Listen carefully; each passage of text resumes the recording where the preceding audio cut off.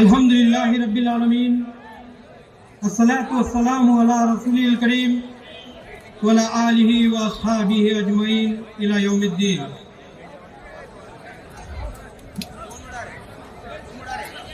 Volunteers please control करें, बच्चे jump कर रहे हैं वहाँ पे। सेफ्टी एंड सिक्योरिटी के वॉलंटियर्स से दरख्वास्त है कि वो वहाँ बच्चों को कंट्रोल करें। वॉलंटियर्स, मोहतरम हजरात, मुअज़्ज़िज़ उलमाए इकराम, कायदीन मिल्लत, मुअज़्ज़िज़ मेहमानान, मीडिया के नुमाइंदे हजरात और तमाम सामाईन इकराम, अस्सलामु अलैकुम व रहमतुल्लाहि व बरकातुहू। अल्लाह रब्बुल इज्जत का शुक्र है कि उसने हमें आज के इस अहम पुरअमन और बामकसद जलसे आम में जमा होने की तौफीक अता फरमाई। मैं तमाम मुअज़्ज़िज़ मेहमानान का जिन्होंने दूर दराज से आकर हमारी इज्जत अफजाई फरमाई, आप तमाम का तहे दिल से इस्तकबाल करता हूँ। अहलन व सहलन मरहबा। आज का जलसे आम all India Muslim personal board के ज़ेर एहतमाम वक्फ तरमीमी कानून के खिलाफ मिल्लत के इज्तिमाई एहतजाज का इजहार है। ये कानून सिर्फ मुसलमानों की दीनी, तालीमी और फलाही निज़ाम पर हमला नहीं, बल्कि भारत के आईनी, जमहूरी और सेकुलर ढांचे के बिल्कुल खिलाफ है। हम सब का यहाँ जमा होना इस बात का ऐलान है कि वक्फ अल्लाह ताला की अमानत है, इसका तहफ़्फ़ुज़ हमारा दीनी व इज्तिमाई फरीज़ा है। हम किसी भी गैर मुनसिफाना मुदाखलत को वो किसी भी शक्ल में हो हरगिज़ कबूल नहीं करेंगे। हम वादे करना चाहते हैं कि हमारा ये एहतजाज किसी फर्द, मजहब या कौम के खिलाफ नहीं, बल्कि सिर्फ और सिर्फ हुकूमत के गैर आईनी इक़दाम के खिलाफ है। वक्त से मुतालिक कानून साजी का अमल भारत जैसे मखलूत समाज में हुआ है।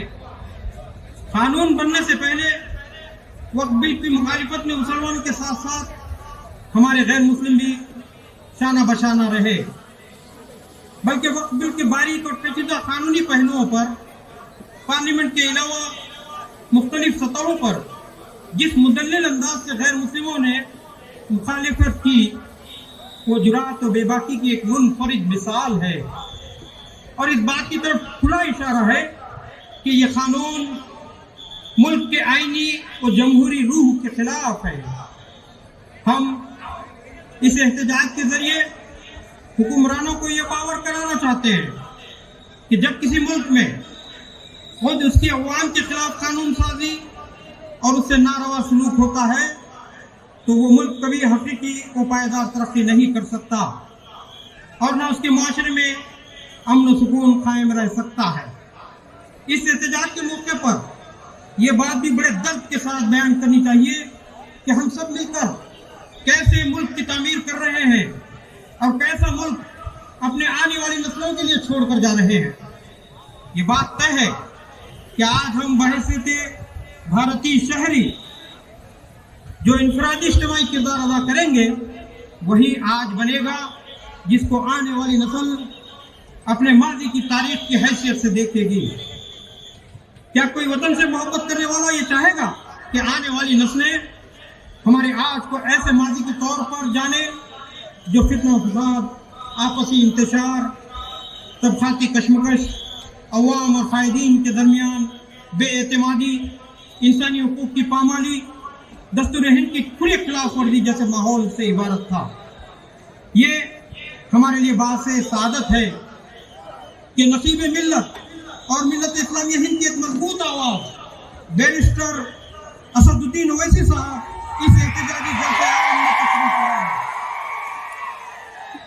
इसी के साथ साथ हैदराबाद शहर से दीगर मुअज़्ज़िज़ मेहमानान गिरामी की शिरकत भी हमारे लिए बास मसरत है। मौलाना खालिद सैफुल्लाह रहमानी साहब बाज़ नागुज़ीर वजूहात की बिना पर बनफ्स नफीस तशरीफ ना ला सके, ताहम उन्होंने अपनी मोहब्बत और रहनुमाई का हक अदा करते हुए इस इजलास के लिए अपना वीडियो किताब इरसाल फरमाया है, जो बाद में प्ले किया जाएगा।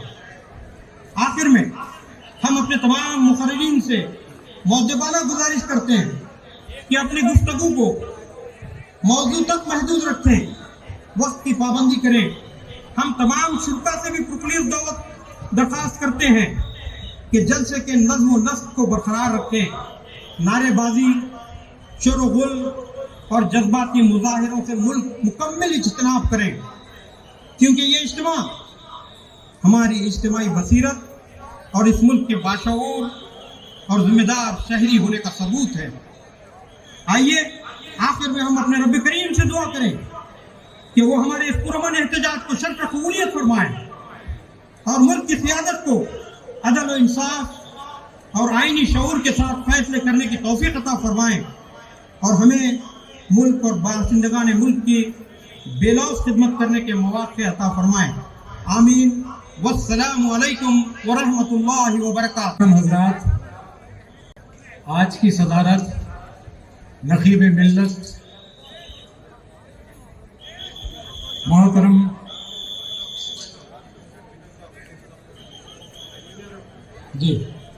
मैं मोहतरम नक़ीब मिल्लत की हुक्म पर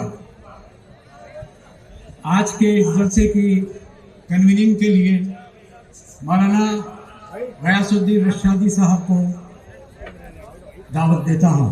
पहले मैं आपका तारुफ करा दूँ। आप मिल्ली मसाइल के अंदर अपना सरगर्म रोल अदा कर रहे हैं। आपने मिल्ली मसाइल का गहराई से जायजा लिया,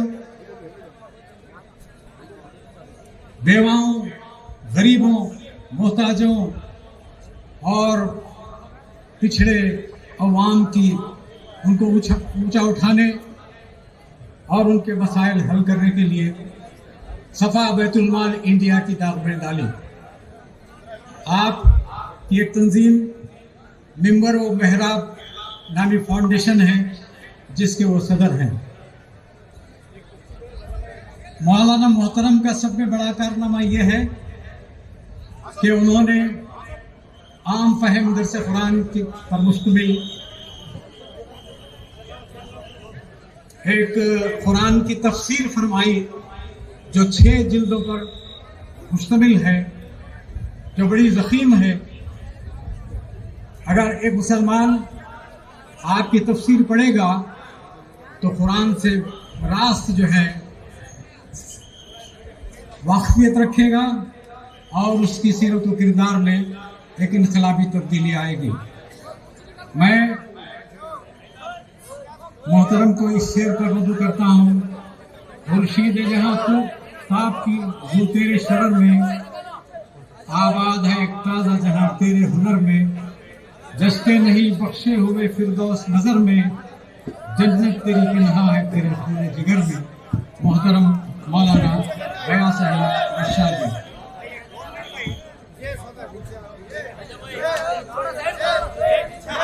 आप पूरे जज्बे के साथ इस मेहमान का जवाब दें।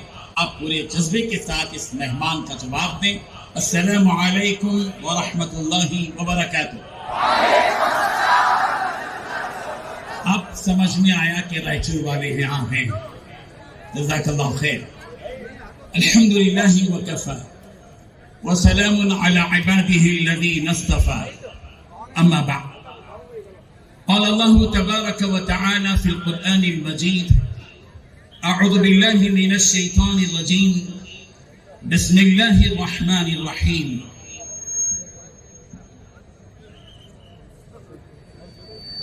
أم حسبتم أن تدخلوا الجنة ولما يأتكم مثل الذين خلوا من قبلكم مستهم البأساء والضراء والزلزل حتى يقول الرسول والذين آمنوا معه متى نصر الله ألا إن نصر الله قريب.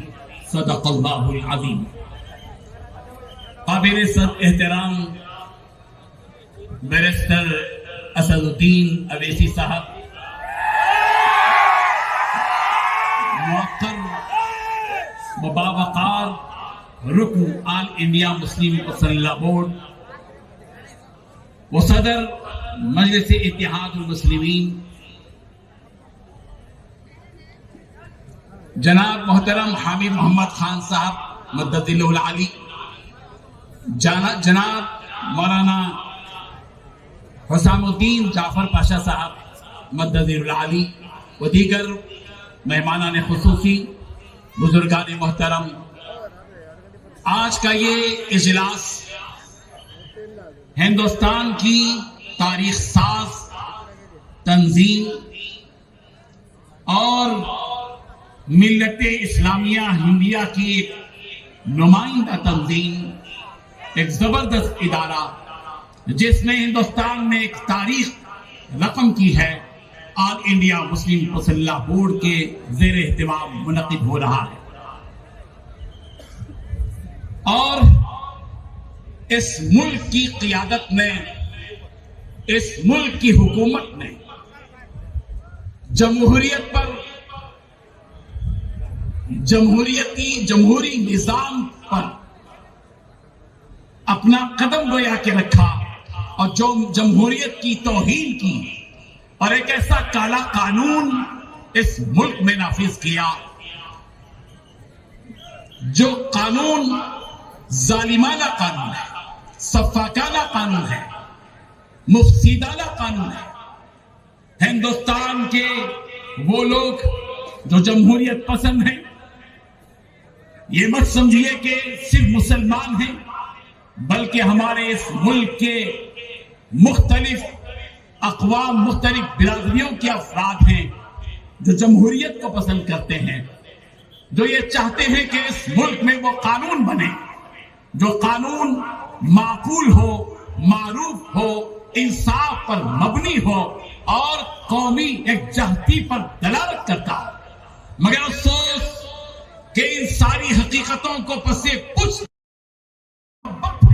ان کو ایک بیانر تلے کھڑا کیا، ایک پلیٹ فارم پر کھڑا کیا اور یہ آواز پورے ہندوستانی باشندوں کو دی کہ جو قانون بنا ہے ہم اس کو کبھی بھی تسلیم نہیں کریں گے. نتیجہ جو بھی ہوگا، ہم بندوں کا کام محنت کرنا ہے، کوشش کرنا ہے. السعی منا، کوشش کرنا ہمارا کام ہے. ہم ہاتھ دھرے کونے میں بیٹھ نہیں سکیں گے، بلکہ ہم اٹھیں گے، میدان میں کودیں گے اور اپنا حق مانگیں گے اور ظلم کے خلاف آواز کا یہ سلسلہ آل انڈیا مسلم مسلح بورڈ کی آواز پر چلتا رہے گا. بزرگان محترم، یہ جو حالات ہمارے ملک میں ہم کو مظلوم بنا کر، ہم کو نشانہ بنا کر کیے جا رہے ہیں، یہ کوئی پہلا واقعہ نہیں ہے. تلک الایام نداولها بین الناس، یہ حالات الٹتے رہتے ہیں، پلٹتے رہتے ہیں. حالات کا الٹنا پلٹنا ہم سب جانتے ہیں. پوری دنیا میں کیا کچھ ہو رہا ہے، سوشل میڈیا کے ذریعے، ٹی وی کے ذریعے، مختلف ذرائع سے ہم سب کے سامنے آ رہا ہے. جس طرح وہ حالات پلٹ رہے ہیں، یہ الٹ پلٹ کا معاملہ ہے. اگر آج یہ الٹ ہے تو خدا کی قسم ایک دن آئے گا کہ یہ پلٹ جائے گا انشاءاللہ. یہ اللہ کی قدرت ہے. تدبیریں غالب نہیں آئیں گی، تقدیر غالب رہے گی. رب ذوالجلال کے ہاتھ میں تقدیر ہے اور بندوں کے ہاتھوں میں تدبیر ہے، اور تدبیر تقدیر کے تابع ہوتی ہے. اللہ کا فیصلہ اس دنیا پر چلے گا انشاءاللہ. وہ وقت آئے گا. بزرگان محترم، مایوسی کی طرف قدم مت بڑھائیے، بزدلی کی طرف قدم مت بڑھائیے، خوف اور ہراس کے ماحول میں جانے کی کوشش مت کیجیے. جس اللہ کی کتاب کو ہم مانتے اور تسلیم کرتے ہیں، یہ کتاب ہمیں آواز دے رہی ہے، وَلَا تَهِنُوا وَلَا تَحْزَنُوا وَأَنْتُمُ الْأَعْلَوْنَ إِن كُنتُم مُؤْمِنِينَ. ہمت مت ہارو، غمزدہ مت ہو جاؤ اور یہ یقین رکھو کون کہہ رہا ہے؟ ومن اصدق من اللہ قیلا، اللہ سے بڑھ کر کس کی بات سچی ہو سکتی ہے؟ رب ذوالجلال سب سے زیادہ سچے ہیں، اور اس کے بعد سب سے زیادہ سچے پیغمبر ہیں رسول رحمت صلی اللہ علیہ وسلم ہیں، اور اللہ تبارک و تعالیٰ سارے ایمان والوں سے کہہ رہے ہیں وَأَنْتُمُ الْأَعْلَوْنَ، تم ہی غالب رہو گے، کب؟ ان کنتم مؤمنین، جبکہ تم ایمان والے بن جاؤ۔ مسلمانوں، یہ وقت کھڑے ہونے کا ہے، یہ وقت تبدیلی کا ہے، یہ وقت انقلاب کا ہے، یہ وقت فیصلہ لینے کا ہے، یہ وقت خود اپنے آپ کو تبدیل کرنے کا ہے۔ ہمیں سوچنا چاہیے کہ ہم کس قدر اپنے دین سے قریب ہیں۔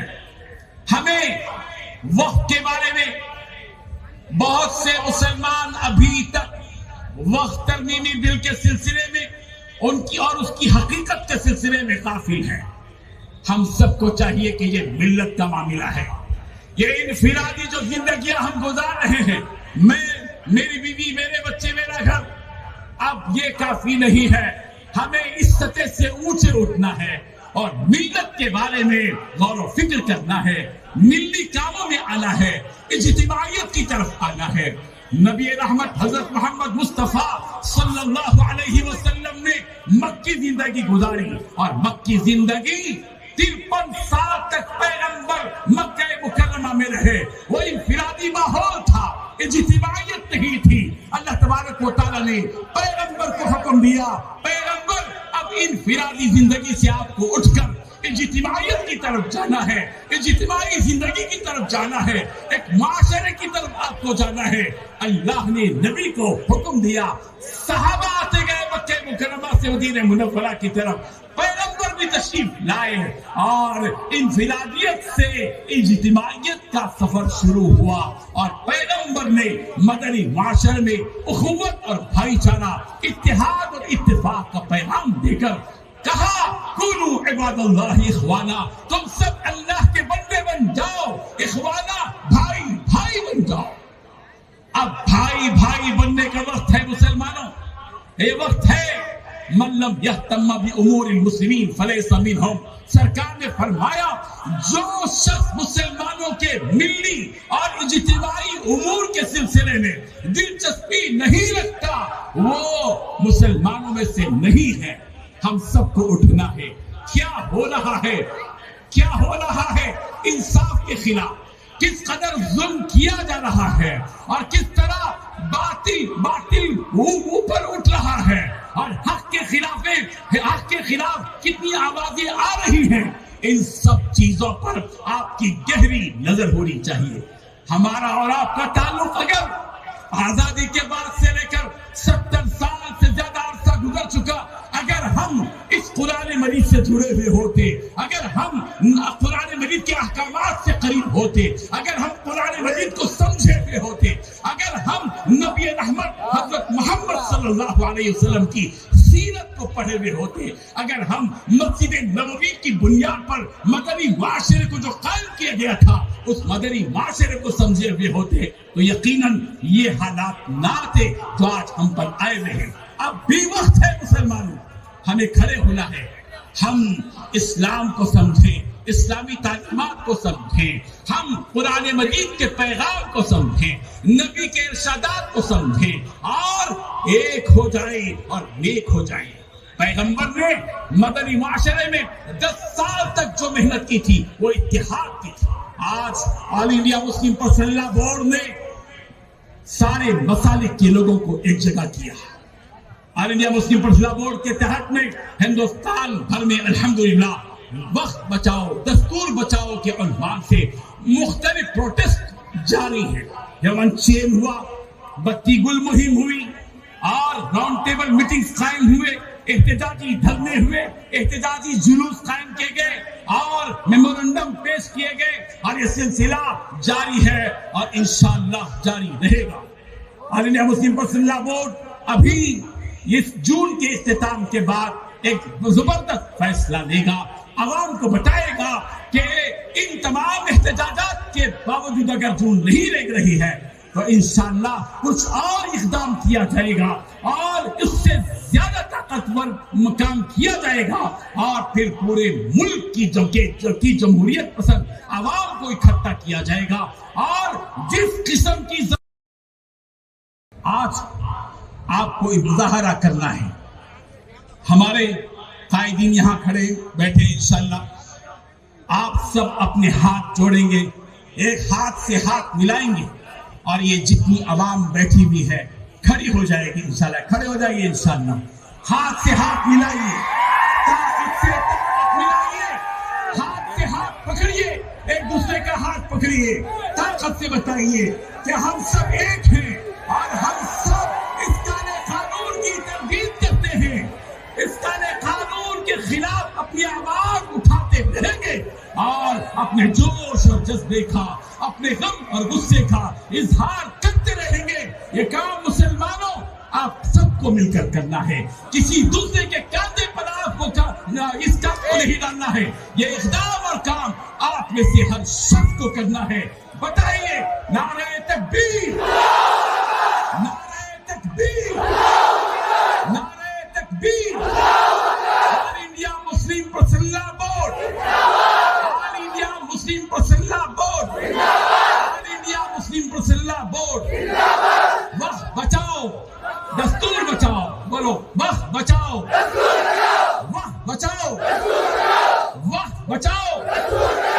अपनी तवानाइयां लगा रहे हैं। माशरे में जुल्म इंसाफ, नाइंसाफी के खिलाफ बरादरान वतन की बहुत सी तंजीमें, जमातें, दानिशवर हजरात और जहदकार मुसलसिल मसरूफ अमल हैं। जहां भी नाइंसाफी होती है, एक मजबूत आवाज बनकर ये हजरात अपनी सलाहियतें लगाकर इंसाफ दिलाने की कोशिश करते हैं। वक्फ कानून के खिलाफ बहुत सारी तंजीमें मुसलमानों की तायीद में लड़ रही हैं। इन्हीं में से एक अहम शख्सियत आज हमारे दरमियान मौजूद है, जिनका नाम श्री शिव सुंदर है और वो फ्रीलांस जर्नलिस्ट हैं और एक सोशल एक्टिविस्ट हैं। वक्फ कानून पर आपकी गहरी नजर है, इस शेर पर मैं उन्हें इजहार ख्याल की दावत देता हूँ। मुश्किलें अज़्म जवां के सामने हौसले आहनी दी, अज़्म जवां के सामने हौसले आहनी दीवार गिरा देते हैं। जनाब श्री श्याम सुंदर साहब।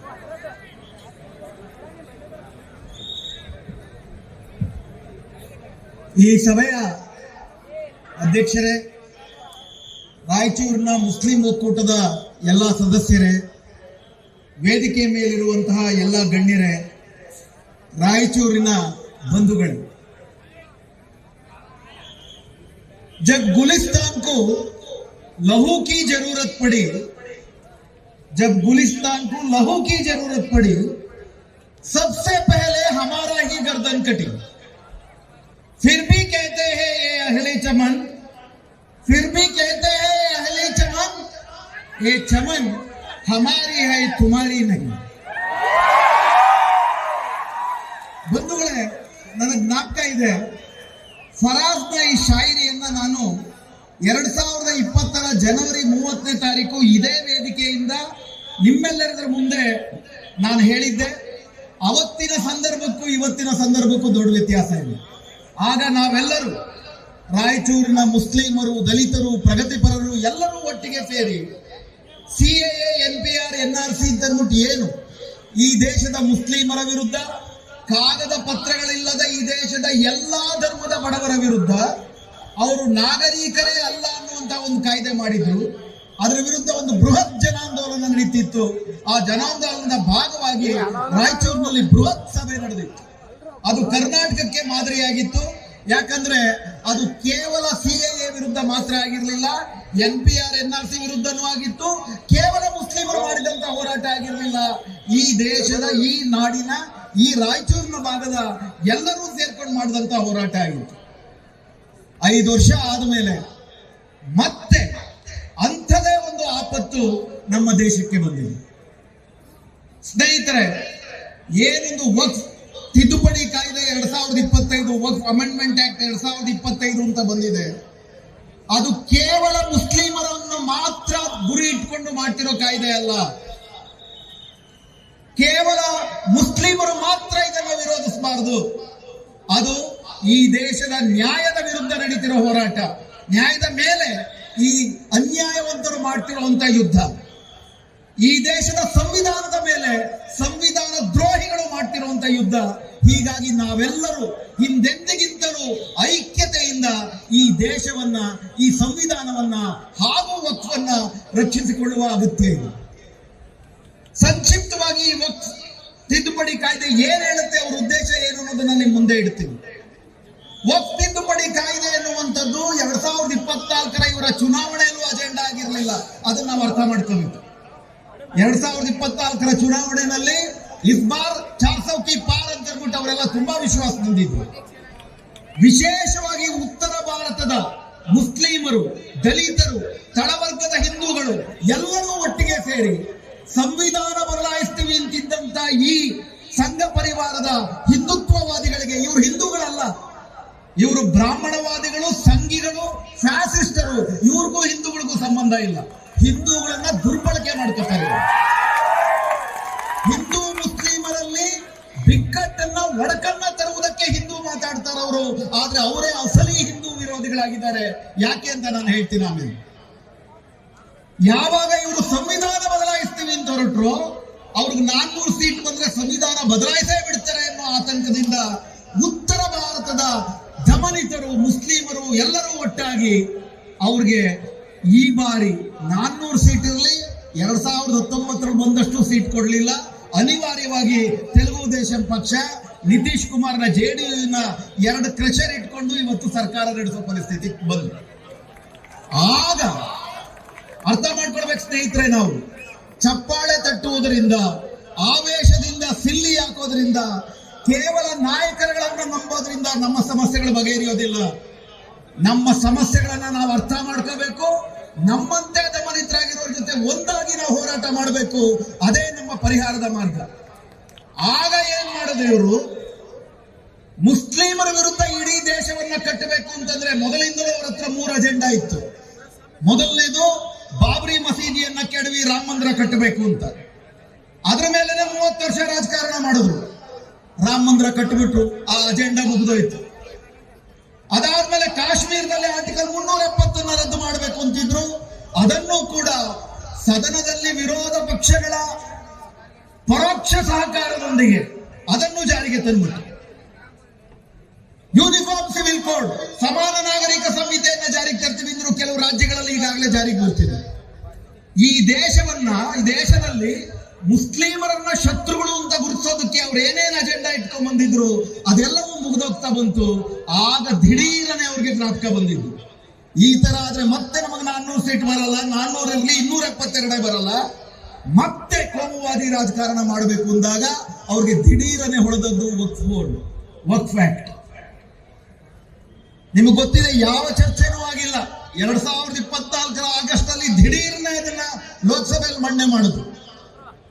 ಇದು ಅವರನ್ನು ಬೆಂಬಲಿಸ್ತಿದ್ದಂತ ಜೆಡಿಯುಗೂ ಗೊತ್ತಿರಲಿಲ್ಲ, ಟಿಡಿಪಿಗೂ ಗೊತ್ತಿರಲಿಲ್ಲ. ಆಗ ಸದನದಲ್ಲಿ ಚರ್ಚೆ ಆದಾಗ ಅದನ್ನ ಜೆಪಿಸಿ ಸೇರಿಸಿದ್ರು. ಜೆಪಿಸಿ ಇದ್ದವರು ಯಾರು? ಹಿಂದಿನ 30 ಜನರಲ್ಲಿ 20 ಜನ ಬಿಜೆಪಿನವರು, 10 ಜನ ವಿರೋಧ ಪಕ್ಷಗಳ ಇತರ ಸದಸ್ಯರು ಎಲ್ಲ ಮಾಡಿ ಒಂದು ನಾಟಕವನ್ನ ಆಡಿ ಈಗ ಒಂದು ಕಾಯ್ದೆ ತಂದಿದ್ದಾರೆ. ಏನ್ ಹೇಳುತ್ತೆ ಆ ಕಾಯ್ದೆ? ವಕ್ಫ್ ಅಂದ್ರೆ ಏನು? ಸಾರಾಂಶದಲ್ಲಿ ಈ ಕಾಯ್ದೆನಲ್ಲಿ 4 ಭಾಗಗಳಿದ್ದಾವೆ. ಅವರು ಆ ಕಾಯ್ದೆಗೆ ಒಂದು ಹೆಸರಿಟ್ಟಿದ್ದಾರೆ, unified Waqf act for management, efficiency, empowerment and development. ಆ 3 ಸೇರಿಸಿದ್ರೆ ಉಮೀದ್ ಅಂತ ಆಗುತ್ತೆ. ಉಮೀದ್ ಅಂದ್ರೆ ಏನಪ್ಪಾ ಅಂದ್ರೆ ಭರವಸೆ ಅಂತ. ಬಿಜೆಪಿ ಮಾಡೋ ನಾಟಕ ಏನಪ್ಪಾ ಅಂದ್ರೆ ಅವ್ರ ಹೆಸರಿಡೋದೊಂದು, ಮಾಡೋದು ಅದಕ್ಕೆ ತದ್ವಿರುದ್ಧ. ಉದಾಹರಣೆಗೆ ಅವ್ರೇನು ಮಾಡಿದ್ರು, ಹಿಂದೂ ಮುಸ್ಲಿಮರು, ವಯಸ್ಕ ಹಿಂದೂ ಮುಸ್ಲಿಮರು, ಬೇರೆ ಬೇರೆ ಜಾತಿನವರು, ಬೇರೆ ಬೇರೆ ಧರ್ಮಗಳು ಮದುವೆ ಆಗಬಾರದು ಅಂತ ಒಂದು ಕಾಯ್ದೆ ಮಾಡಿದ್ರು. ಅಥವಾ ನಾನು ವಯಸ್ಕನಾದ ಮೇಲೆ ನನ್ನ ಇಷ್ಟ ಬಂದ ಧರ್ಮವನ್ನ ನನಗೆ ಸ್ವೀಕರಿಸುವಂತ ಹಕ್ಕು ಸಂವಿಧಾನ ಕೊಡುತ್ತೆ, ಅದನ್ನ ತಡೆಯುವಂತ ಮತಾಂತರ ನಿಷೇಧ ಕಾಯ್ದೆ ಅಂತ ಒಂದು ಮಾಡಿದ್ರು. ಆ ಮತಾಂತರ ನಿಷೇಧ ಕಾಯ್ದೆಗೆ ಅವರ ಹೆಸರಿಟ್ಟಿದ್ದೇನಪ್ಪಾ ಅಂದ್ರೆ ಮತಾಂತರ ಸ್ವಾತಂತ್ರ್ಯ ಕಾಯ್ದೆ ಅಂತ, ಫ್ರೀಡಮ್ ಆಫ್ ರಿಲಿಜನ್ ಆಕ್ಟ್. ಅದ್ ಮಾಡೋದೇನು? ಜನರ ಧಾರ್ಮಿಕ ಸ್ವಾತಂತ್ರ್ಯವನ್ನ ಹರಣ ಮಾಡುವಂತ. ಅದೇ ರೀತಿ ವಕ್ಫ್ಗೆ ಇವರೇನ ಹೆಸರಿಟ್ಟಿದ್ದಾರೆ ಉಮ್ಮೀದ್, ನಿರೀಕ್ಷೆ, ಎಂಪವರ್ಮೆಂಟ್. ಆಸ್ತಿಗಳಿಂದ ಮುಸ್ಲಿಮರಿಂದ ಕಿತ್ತುಕೊಳ್ಳುವ ಕಾಯ್ದೆ. ಒಂದು ಇಸ್ಲಾಂನ ಮೇಲೆ ಮಾಡ್ತಿರೋ ದಾಳಿ, ಇನ್ನೊಂದು ಮುಸ್ಲಿಮರ ಆಸ್ತಿಪಾಸ್ತಿಗಳ ಮೇಲೆ ಮಾಡ್ತಿರೋ ದಾಳಿ, ಮೂರನೇದು ಮುಸ್ಲಿಮರನ್ನು ಅಸ್ತಿತ್ವದ ಮೇಲೆ ಅವರ ಧಾರ್ಮಿಕ ಆಚರಣೆ ಮೇಲೆ ಮಾಡ್ತಿರೋ ದಾಳಿ. ಎಲ್ಲಕ್ಕಿಂತ ಮುಖ್ಯವಾಗಿ ಈ ದೇಶದ ಸಂವಿಧಾನ ಆರ್ಟಿಕಲ್ 13, ಆರ್ಟಿಕಲ್ 25, ಆರ್ಟಿಕಲ್ 26, ಆರ್ಟಿಕಲ್ 29 ಮೂಲಕ ಈ ದೇಶದಲ್ಲಿ ಹುಟ್ಟಿದ ಪ್ರತಿಯೊಬ್ಬ ಪ್ರಜೆಗೂ ಕೂಡ ತಮ್ಮ ತಮ್ಮ ಧರ್ಮವನ್ನ ಆಚರಿಸುವುದಕ್ಕೆ, ತಮ್ಮ ಧರ್ಮಾನುಸಾರವಾದಂತಹ ಸಂಸ್ಥೆಗಳನ್ನ ಕಟ್ಟಿಕೊಳ್ಳುವುದಕ್ಕೆ, ಆ ಸಂಸ್ಥೆಯನ್ನ ನಿರ್ವಹಣೆ ಮಾಡುವುದಕ್ಕೆ ಏನು ಸಂವಿಧಾನ ಮೂಲಭೂತ ಹಕ್ಕು ಕೊಡುತ್ತೆ, ಆ ಮೂಲಭೂತ ಹಕ್ಕು ಮೇಲೆ ಮಾಡ್ತಿರುವಂತಹ ದಾಳಿ. ಇದಿಲ್ಲಿಗೆ ನಿಲ್ಲೋದಿಲ್ಲ. ನಿಮಗೆ ಗೊತ್ತಿರಬಹುದು, ವಕ್ಫ್ ಕಾಯ್ದೆ ಪಾಸ್ ಆದ ಮಾರನೇ ದಿನ RSS ನ ಒಂದು ಪತ್ರಿಕೆ ಇದೆ, ಆರ್ಗನೈಸರ್ ಪತ್ರಿಕೆಯಲ್ಲಿ ಬರೆದ್ರು, ಈ ದೇಶದಲ್ಲಿ ಈ ದೇಶದ ಜಮೀನುಗಳು ಜಾಸ್ತಿ ಇರೋದು ಮುಸ್ಲಿಮರ ಹತ್ರ ಅಲ್ಲ, ಕ್ರಿಶ್ಚಿಯನ್ರ ಹತ್ರ ಅಂತ ಮಾರನೇ ದಿವಸನೇ ಮಾಡಿದ್ರು. ಇದು ಇಲ್ಲಿಗೆ ನಿಲ್ಲೋದಿಲ್ಲ. ನೆಕ್ಸ್ಟ್ ಕ್ರಿಶ್ಚಿಯನ್ ಮೊನ್ನೆ ನಿಮಗೆ ಜ್ಞಾಪಕ ಇರಬಹುದು, ಗುಲ್ಬರ್ಗಾದಲ್ಲಿ, ಬೆಂಗಳೂರಿನಲ್ಲಿ ಬೌದ್ಧರು ತುಂಬಾ ದೊಡ್ಡ ಹೋರಾಟ ಮಾಡ್ತಿದ್ದಾರೆ ಕಳೆದ ಒಂದು 10 ವರ್ಷದಿಂದ. ಗಯಾದಲ್ಲಿ ಬೌದ್ಧ ಗಯಾ ಅಂತಿದೆ, ಬೌದ್ಧರ ವಿಹಾರ ಇದೆ. ಆ ಬೌದ್ಧರ ವಿಹಾರದ ಆಡಳಿತ ಮಂಡಳಿಯಲ್ಲಿ 11 ಜನ ಇದ್ರೆ ಕಡ್ಡಾಯವಾಗಿ 6 ಜನ ಹಿಂದೂಗಳನ್ನ ಸೇರಿಸಿದ್ದಾರೆ. ಬೌದ್ಧರ ಮೇಲೆ ದಾಳಿ ನಡೀತಿದೆ. ಈ ದೇಶದ ಮಧ್ಯಪ್ರದೇಶದ ಆದಿವಾಸಿಗಳಿದ್ದಾರೆ, ಅವ್ರದ್ದೊಂದು ತಮ್ಮದೇ ಆದಂತಹ ಸರ್ನ ಅಂತ ಒಂದು ಧರ್ಮ ಇದೆ. ಯಾವ ಕಾರಣಕ್ಕೂ ನೀವು ಆ ಧರ್ಮವನ್ನ ಆಚರಿಸಬಾರದು, ನೀವು ಹಿಂದೂಗಳು ಅಂತ ಅವ್ರ ಮೇಲೆ ಹೇರಿಕೆ ಮಾಡ್ತಿದ್ದಾರೆ. ಕೇವಲ ಮುಸ್ಲಿಮರ ಮೇಲೆ ಮಾಡ್ತಿರೋ ದಾಳಿ ಅಲ್ಲ, ಇದು ಪ್ರಾರಂಭ. ಆದ್ದರಿಂದ ಮುಸ್ಲಿಮೇತರರೆಲ್ಲರೂ ಮುಸ್ಲಿಮರ ಜೊತೆ ಸೇರಿಕೊಂಡು ಮೊದಲು ವಕ್ಫ್ ತಿದ್ದುಪಡಿ ಕಾಯ್ದೆಯನ್ನು ಸೋಲಿಸುವಂತದ್ದು ಈ ದೇಶವನ್ನು ಉಳಿಸುವ ಒಂದು ಹೋರಾಟದ ಭಾಗವೇ ಆಗಿದೆ. ಏನ್ ಮಾಡ್ತಿದ್ದಾರೆ ಅವರು? ನಿಮಗೆಲ್ಲ ಗೊತ್ತಿದೆ. ವಕ್ಫ್ ಅಂತಂದ್ರೆ ಒಬ್ಬ ಮುಸ್ಲಿಂ ತನ್ನ ಆಸ್ತಿಪಾಸ್ತಿಯನ್ನ ತನ್ನ ಧರ್ಮದ ಶ್ರದ್ಧೆಯ ಭಾಗವಾಗಿ ಕೊಡುವಂತಹ ದಾನ. ವಕ್ಫ್ ಅಂದ್ರೆ ಅರಬ್ಬಿನಲ್ಲಿ ಅಂತಿಮವಾದದ್ದು. ಬೇರೆ ಬೇರೆ ಧರ್ಮಗಳಲ್ಲಿ ಒಡೆತನ ಇದೆ, ಟ್ರಸ್ಟ್ ಮಾಡ್ಕೋತಾರೆ. ಟ್ರಸ್ಟ್ ಅಲ್ಲಿ ಒಡೆತನ ಒಬ್ಬರಿಂದ ಇನ್ನೊಬ್ಬರಿಗೆ ವರ್ಗಾವಣೆ ಆಗುತ್ತೆ. ಆದ್ರೆ ವಕ್ಫ್ ಅಲ್ಲಿ ಒಡೆತನ ಅಲ್ಲ. ಒಂದ್ಸತಿ ಅಲ್ಲಾ ಹೆಸರಿನಲ್ಲಿ ನೀವು ವಕ್ಫ್ ಅನ್ನ ಮಾಡಿದ್ರೆ, ಸುಪ್ರೀಂ ಕೋರ್ಟ್ 1998ರಲ್ಲೇ ಹೇಳಿದೆ, once a waqf is always a waqf. ಒಂದ್ಸತಿ ವಕ್ಫ್ ಅಂತ ದೇವರ ಹೆಸರಿನಲ್ಲಿ ನೀವು ದಾನ ದತ್ತಿ ಮಾಡಿದ್ರೆ ಅದು ದೇವರ ಒಡೆತನಕ್ಕೆ ಸೇರಿದ್ದು. ಅದನ್ನ ನೀವು ಏನಾದ್ರೂ ಮಾಡಬೇಕು ಅಂದ್ರೆ ಸಮುದಾಯಕ್ಕೆ ಉಪಯೋಗಕರವಾದದ್ದು ಮಾಡಬೇಕು. ಈಗ ಸಮುದಾಯಕ್ಕೆ ಉಪಯೋಗಕರವಾಗಿ ಮುತಾವಲಿಗಳು ಮಾಡ್ತಿದಾರ, ಆ ಪ್ರಶ್ನೆ ಬೇರೆ. ಆದ್ರೆ ಇದು ಒಬ್ಬ ಮುಸ್ಲಿಂ, ಶ್ರದ್ಧಾವಂತ ಮುಸ್ಲಿಂ ಮಾಡುವಂತಹ ಒಂದು ಧಾರ್ಮಿಕ ಕ್ರಿಯೆ. ಇದು ತುಂಬಾ ಮುಖ್ಯವಾದದ್ದು. ಇದನ್ನ ಯಾತಕ್ಕೆ ಇಸ್ಲಾಂ ಮೇಲೆ ಮಾಡ್ತಿರೋ ದಾಳಿ ಅಂತ ಹೇಳ್ತೀನಿ ಅಂದ್ರೆ, ಇದು ಧರ್ಮದ ಭಾಗ ಆದ್ರೆ, ಮುಸ್ಲಿಮರ ಧರ್ಮದ ಭಾಗವಾಗಿ ವಕ್ಫ್ ಇರುವುದಾದರೆ ಸಂವಿಧಾನ ಆರ್ಟಿಕಲ್ 26 ಮತ್ತು ಆರ್ಟಿಕಲ್ 29 ಪ್ರಕಾರ ವಕ್ಫ್ ಬೋರ್ಡ್ ಅನ್ನು ರಚಿಸಿಕೊಳ್ಳುವುದಕ್ಕೆ, ವಕ್ಫ್ ಮಾಡುವುದಕ್ಕೆ ಮತ್ತು ಮುಸ್ಲಿಮರೇ ಅದನ್ನು ನಿಯಂತ್ರಿಸುವುದಕ್ಕೆ ಸಂವಿಧಾನ ಹಕ್ಕು ಕೊಡುತ್ತೆ. ಈಗ RSS ನವರು, ಮೋದಿ ಸರ್ಕಾರ ಏನ್ ಮಾಡ್ತಿದೆ, ಇದಕ್ಕೂ ಇಸ್ಲಾಂಗೂ ಸಂಬಂಧನೇ ಇಲ್ಲ. ಇದಕ್ಕೆ ಬೇರೆ ಬೇರೆ ಹಿಂದೆ ಕೊಟ್ಟಿದ್ದಾರೆ, ರಾಜ ಮಹಾರಾಜರು ಕೊಟ್ಟಿದ್ದಾರೆ, ಹಿಂದೂ ರಾಜರುಗಳು ಕೂಡ ಕೊಟ್ಟಿದ್ದಾರೆ. ಆದ್ರೆ ಒಂದ್ಸತಿ ಅದು ವಕ್ಫ್ ಅಂತ ಕೊಟ್ಟಾದ ಮೇಲೆ ಅದೊಂದು ಮುಸ್ಲಿಂ ಧಾರ್ಮಿಕ ಕ್ರಿಯೆಯೇ ಆಗುತ್ತೆ. ಇವೆಲ್ಲವನ್ನು ಕೂಡ ನೋಡ್ಕೊಳ್ಳೋದಕ್ಕೆ 1995ರಲ್ಲಿ ವಕ್ಫ್ ಮ್ಯಾನೇಜ್ಮೆಂಟ್ ಆಕ್ಟ್ ಅಂತ ಒಂದು ಮಾಡಿದ್ರು, ಬಹಳ ಸದುದ್ದೇಶದಿಂದ. ಈ ದೇಶದಲ್ಲಿರೋ ವಕ್ಫ್ ಅನ್ನ ಕಾಪಾಡುವುದಕ್ಕೆ, ವಕ್ಫ್ ಅನ್ನ ಜನರ ಪರವಾಗಿ, ಸಮುದಾಯದ ಪರವಾಗಿ ಬಳಸುವುದಕ್ಕೆ ಕಾಯ್ದೆಗಳನ್ನ ಮಾಡಿದ್ರು. 1-2-3 ಉದಾಹರಣೆ ಹೇಳ್ತೀನಿ ನಿಮಗೆ. ಯಾರು ವಕ್ಫ್ ಮಾಡಬಹುದು? 1995ರ ಕಾಯ್ದೆ ಹೇಳುತ್ತೆ, ಯಾರು ವಾಕಿಫ್ ಅಂತಂದ್ರೆ ಎನಿ ಪರ್ಸನ್, ಯಾರು ಬೇಕಾದ್ರೂ ಕೊಡಬಹುದು ವಕ್ಫ್ಗೆ. ಆದ್ರೆ ಮೋದಿ ಸರ್ಕಾರ ಮಾಡಿರೋ ಕಾಯ್ದೆ ವಾಕಿಫ್ ಯಾರಾಗಬೇಕಪ್ಪ, ವಕ್ಫ್ ಯಾರು ಮಾಡಬೇಕು ಅಂತಂದ್ರೆ ಕೇವಲ ಮುಸ್ಲಿಂ ಮಾಡಬೇಕು. ಅಷ್ಟು ಮಾತ್ರ ಅಲ್ಲ, 5 ವರ್ಷ ಅವನು ಶ್ರದ್ಧಾವಂತ ಮುಸ್ಲಿಮನಾಗಿದ್ದಾನೆ ಅಂತ ಸಾಬೀತು ಮಾಡ್ಬೇಕಂತೆ. ಯಾರ ಮುಂದೆ ಸಾಬೀತು ಮಾಡ್ಬೇಕು? ಮೋದಿ ಮುಂದೆನಾ? ಪ್ರಶ್ನೆ ಏನಂದ್ರೆ, ಇದು ಯಾರು ಮುಸ್ಲಿಂ ಅನ್ನುವಂತ ಹೇಳುವಂಥದ್ದು ಮುಸ್ಲಿಂ ಸಮುದಾಯಕ್ಕೆ ಬಿಟ್ಟದ್ದು. ಮುಸ್ಲಿಂ ಯಾರು ಅಂತ ಸರ್ಕಾರಕ್ಕೆ ಹೇಳುವ ಹಕ್ಕಿಲ್ಲ. ಇದು ಸಂವಿಧಾನ ಬಾಹಿರ. ನಾನು ಮುಸ್ಲಿಂ ಅಂದ್ರೆ ನಾನು ಮುಸ್ಲಿಂ, ಅದು ನನ್ನ ಆಯ್ಕೆ ಆರ್ಟಿಕಲ್ 25 ಪ್ರಕಾರ. ಸರ್ಕಾರ ಮಧ್ಯಪ್ರವೇಶ ಮಾಡಿ ನೀನು 5 ವರ್ಷ ಮುಸ್ಲಿಂ ಆಗಿ ಆಚರಣೆ ಮಾಡಿದ್ಯಾ ಅಂದ್ರೆ ನಾನು ಕಲಮಾ ಓದ್ತೀನಾ ಇಲ್ವಾ, ನಾನು ಹಜ್ಗೆ ಹೋಗ್ತೀನಾ ಇಲ್ವಾ, ನಾನು ರಂಜಾನ್ ನಲ್ಲಿ ಜಕಾತ್ ಕೊಡ್ತೀನಾ ಇಲ್ವಾ, ಇದನ್ನೆಲ್ಲ ಪೊಲೀಸ್ ಇಟ್ಟು ಪ್ರತಿ ಮನೆ ಮುಂದೆ ಪೊಲೀಸ್ ಇಟ್ಟು ಕಾಯ್ತಾರ? ಯಾವ್ದಾದ್ರೂ ಬೇರೆ ಧರ್ಮಗಳಲ್ಲಿ ಇದನ್ನ ಮಾಡಿದಾರ? ಹಿಂದೂಗಳು ತಮ್ಮ ದಾನವನ್ನು ಕೊಡಬೇಕು ಅಂತಂದ್ರೆ, ಹಿಂದೂ ಅಂತಂದ್ರೆ ಒಂದಿಲ್ಲ. ಈಗ ಬ್ರಾಹ್ಮಣ ಒಬ್ಬ ಧರ್ಮ ದಾನ ಮಾಡ್ತಾನೆ ಅಂತಂದ್ರೆ ಅವನು ಜನಿವಾರ ಹಾಕೊಂಡಿದಾನ, ಬೆಳಗ್ಗೆ ಸಂಜೆ ಸಂಧ್ಯಾ ಬಂದ್ರೆ ಮಾಡಿದಾನ ಅಂತ ಯಾವ್ದಾದ್ರು ಕಾನೂನು ಇದೆಯಾ ಈ ದೇಶದಲ್ಲಿ? ಯಾರಿಗೂ ಇಲ್ಲದೆ ಇರುವಂತಹ ತಾರತಮ್ಯವನ್ನ ಮುಸ್ಲಿಮರಿಗೆ ಮಾಡ್ತಿದ್ದಾರೆ. ಈ ತಾರತಮ್ಯವನ್ನ ಮಾಡಿ ಅವರು ದಕ್ಕಿಸ್ಕೊಂಡ್ರೆ ಬರೀ ಮುಸ್ಲಿಮರಿಗೆಲ್ಲ ಎಲ್ಲರಿಗೂ ತಾರತಮ್ಯ ಮಾಡ್ತಾರೆ. ಇದು ಮೊದಲನೇ ವಿಷಯ. ಎರಡನೇದು, ಈ ದೇಶದಲ್ಲಿ ಸುಮಾರು 8.5 ಲಕ್ಷ ವಕ್ಫ್ ಆಸ್ತಿ ಪಾಸ್ತಿಗಳಿದ್ದರೆ ಅದರಲ್ಲಿ 4.5 ಲಕ್ಷ ಆಸ್ತಿ ಪಾಸ್ತಿಗಳು ವಕ್ಫ್ ಬೈ ಯೂಸರ್. ಅಂದ್ರೆ ಈ ದೇಶದಲ್ಲಿ 400-800 ವರ್ಷಗಳಿಂದಲೂ ಕೂಡ ರಾಜರು, ಮುಸ್ಲಿಂ ಸಮಾಜಕ್ಕೆ ಸೇರಿದಂತ ಶ್ರೀಮಂತರು, ಬಡವರು ಎಲ್ಲರೂ ವಕ್ಫ್ ಮಾಡ್ತಾ ಬರ್ತಿದ್ರು. ವಕ್ಫ್ ಮಾಡ್ಬೇಕಾದ್ರೆ ಹಾಗೇನು ದಾಖಲೆಗಳಿರ್ಲಿಲ್ವಲ್ಲ. ದಾಖಲಾತಿ ಶುರುವಾದದ್ದು ಬ್ರಿಟಿಷರು ಬಂದ ಮೇಲೆ. ಸ್ವಾತಂತ್ರ್ಯ ಬಂದ ಮೇಲೆ 1986ರಲ್ಲಿ ಜನನ ಮರಣವನ್ನ ದಾಖಲೆ ಮಾಡುವುದು ಕಡ್ಡಾಯ ಅಂತ ಆಯ್ತು. ಜನನ ಮತ್ತು ಮರಣ. ನಿಮ್ಮಲ್ಲಿ ಎಷ್ಟು ಜನ ಜನನ ಮರಣ ದಾಖಲೆ ಮಾಡಿದಿರ? ಕೈ ಎತ್ತಿ ನೋಡೋಣ. 86ಕ್ಕೆ ಬಂತು ಕಾಯ್ದೆ. ನಿಮ್ಮ ಹುಟ್ಟು ಮತ್ತು ನಿಮ್ಮ ಸಾವನ್ನ ದಾಖಲೆ ಮಾಡೋದು ಇವತ್ತಿಗೂ 60% ಜನ ಮಾಡೋದಿಲ್ಲ. ಇನ್ನು 600 ವರ್ಷದ ಹಿಂದೆ, 800 ವರ್ಷದ ಹಿಂದೆ ಯಾರೋ ವಕ್ಫ್ ಮಾಡಿಕೊಟ್ಟಿದ್ರೆ ಅದಕ್ಕೆ ನೀವು ದಾಖಲೆ ಎಲ್ಲಿಂದ ತರ್ತೀರಿ?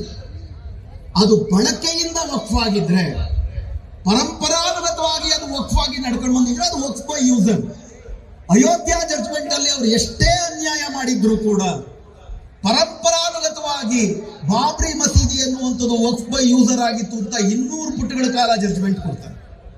ಅಂತ ವಕ್ಫ್ ಬೈ ಯೂಸರ್ಗೆ ಈ ಸರ್ಕಾರ ತಂದಿರೋ ತಿದ್ದುಪಡಿ ಏನಪ್ಪಾ ಅಂತಂದ್ರೆ, ಇನ್ನು ಮುಂದೆ ಈಗಾಗಲೇ ದಾಖಲೆ ಆಗಿರೋದಿರ್ಬೋದು ಅಥವಾ ದಾಖಲೆ ಆಗಿಲ್ದಿರೋದಿರ್ಬೋದು, ಇನ್ನು ಮುಂದೆ ನೀವು ವಕ್ಫ್ ಮಾಡಿದವರು ಯಾರು, ಅವನ ಅಡ್ರೆಸ್ ಏನು, ಅವನ ಹೆಸರೇನು ಅನ್ನೋ ತೋರಿಸ್ಲಿಲ್ಲ ಅಂದ್ರೆ ಮುತಾವಲಿ, ಅದು ವಕ್ಫ್ ಆಗೋದಿಲ್ಲ. ಒಂದ್ಸತಿ ವಕ್ಫ್ ಬೈ ಯೂಸರ್ ಅಲ್ಲ ಅಂತಂದ್ರೆ ಈ ದೇಶದಲ್ಲಿರುವ ಸುಮಾರು ಅರ್ಧದಷ್ಟು ವಕ್ಫ್ ಆಸ್ತಿ ಪಾಸ್ತಿಗಳು ಸರ್ಕಾರ ಕಸಿದುಕೊಳ್ಳುತ್ತೆ. ಹೊಸ ಇನ್ನೊಂದು ಕಾಯ್ದೆಯ ಪ್ರಕಾರ ಇನ್ನು ಮುಂದೆ ಜಿಲ್ಲಾಧಿಕಾರಿನೇ ಸಾರ್ವಭೌಮ. ಸರ್ಕಾರದ ಆಸ್ತಿ ಅಂತ ಅವ್ರಿಗೆ ಅನ್ಸಿದ್ರೆ ವಕ್ಫ್ ಅಂತ ಅವನು ಡಿಕ್ಲೇರ್ ಮಾಡಬಹುದು. ಈಗ ನನಗೂ ನಿಮ್ಗೂ ತಗಾದೆ ಇದೆ ಅಂದ್ರೆ ನ್ಯಾಯಾಲಯ ತೀರ್ಮಾನ ಮಾಡಬೇಕು. ಆದ್ರೆ ಸರ್ಕಾರ ವಕ್ಫ್ ಅನ್ನ ಕಸಿದ್ರೆ ಅದನ್ನ ಸರ್ಕಾರನೇ ತೀರ್ಮಾನ ಮಾಡಬೇಕು ಅಂತ ಕಾಯ್ದೆ ಬಂದಿದೆ. ಎಲ್ಲಕ್ಕಿಂತ ಭೀಕರವಾದದ್ದು ಏನಪ್ಪಾ ಅಂದ್ರೆ, ವಕ್ಫ್ ಬೋರ್ಡ್ ಅಲ್ಲಿ, ಸೆಂಟ್ರಲ್ ವಕ್ಫ್ ಕೌನ್ಸಿಲ್ ನಲ್ಲಿ ಇದುವರ ತನಕ ಮುಸ್ಲಿಮರು ಮಾತ್ರ ಇರಬೇಕು ಅಂತಿತ್ತು.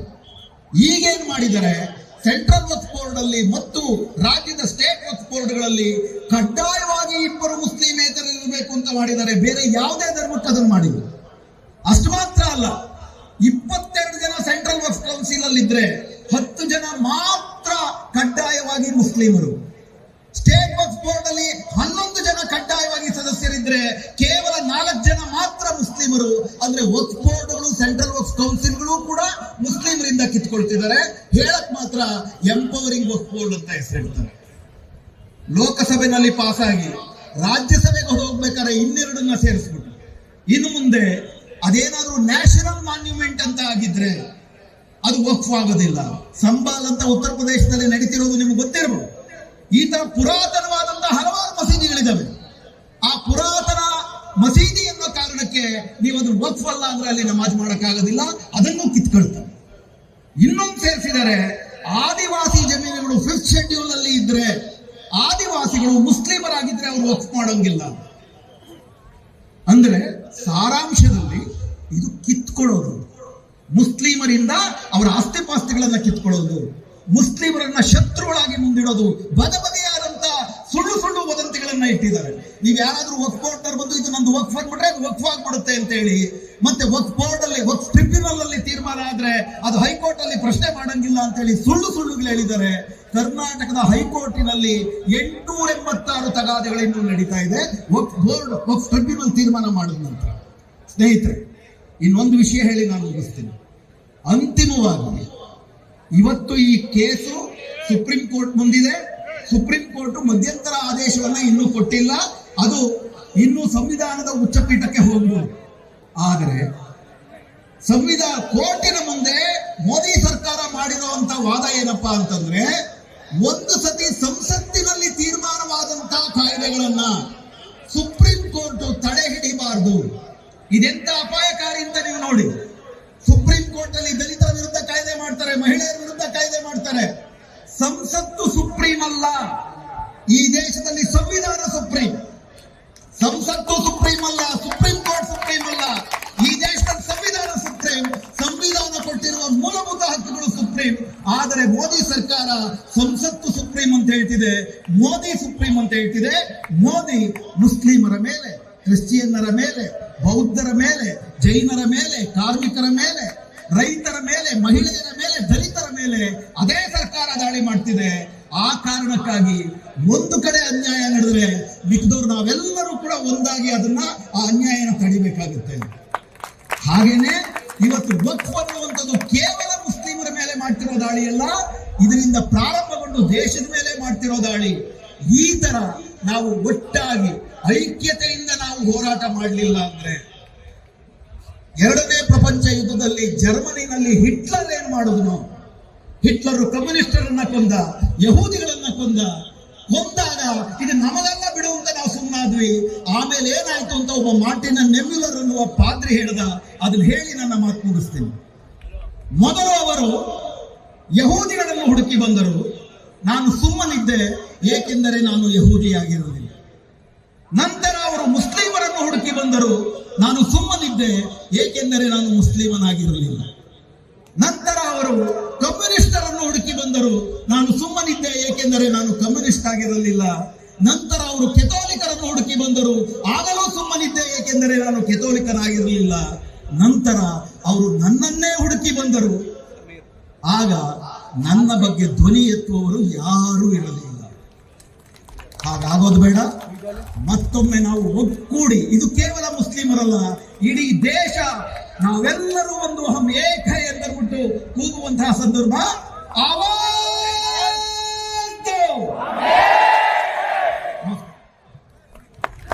होने के ख्वाहिशमंद है, इसलिए अब जो टाइम जो है बचा है, इसमें बाकी के मुखर्रीन को 10 मिनट दिए जा रहे हैं. बाकी का वक्त जी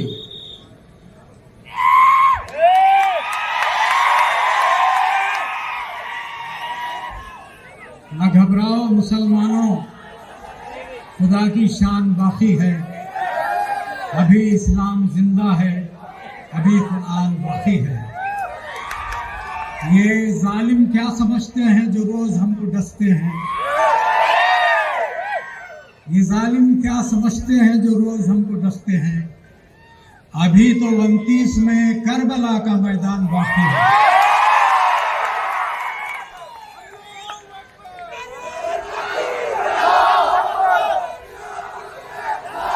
मैं अगले मुखर्रिर मौलाना हुसामुद्दीन जाफर पाशा साहब को तकरीर के लिए दावत देता हूं.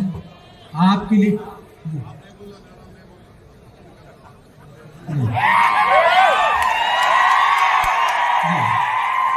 मौलाना की शख्सियत जी मौलाना चाह रहे कि वक्त कम है, मैं डायरेक्ट इजहार करना चाह रहा हूँ. जी मौलाना.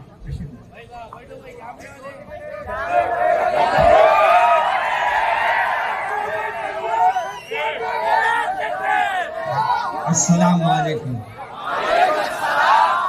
अब ये तगड़ी आवाज पे मैं कुछ बोलूंगा, वरना ढीली आवाज पे मैं ढीले लोगों से बात नहीं करता. जो हजरात आज इस तशरीफ लाए हैं इस महफिल में, इस मस्जिद में, उनसे मेरी दो गुजारिशात हैं. मैं ज्यादा वक्त नहीं लूंगा. آج مجھے اور آپ کو ہمارے قائد کو سننا ہے، لیکن چیخا مارنے سے کچھ نہیں ہوتا. کچھ بنو، کچھ آگے بڑھو، اپنے کو لائق بناؤ، چیخوں سے نہیں. اپنے اندر وہ طاقت پیدا کرو کہ آپ کے نعرے کے بعد دنیا ہل جائے. آج میرے عزیز دوستو، سلام کی کیفیت ہماری ختم ہو جا رہی ہے. آج ہم سلام کرنے کے لیے ہمارے مولانا نے اتنی پیارے باتیں کہی. مجھے افسوس ہوتا ہے کہ آج ہمارے گھروں سے سلام کا سلسلہ ختم ہو گیا. ابھی ہمارے موصوف نے جو آپ کو اپنی زبان میں تقریر کی، اس میں آپ لوگوں نے تھالیاں ٹھوک کر یہ ان کی ہمت، ان کی باتوں کو سرایا. میں آپ کے تھالیاں ٹھوکنے میں کو سراتا ہوں، مگر تھالیاں نہ کو ٹھوکو.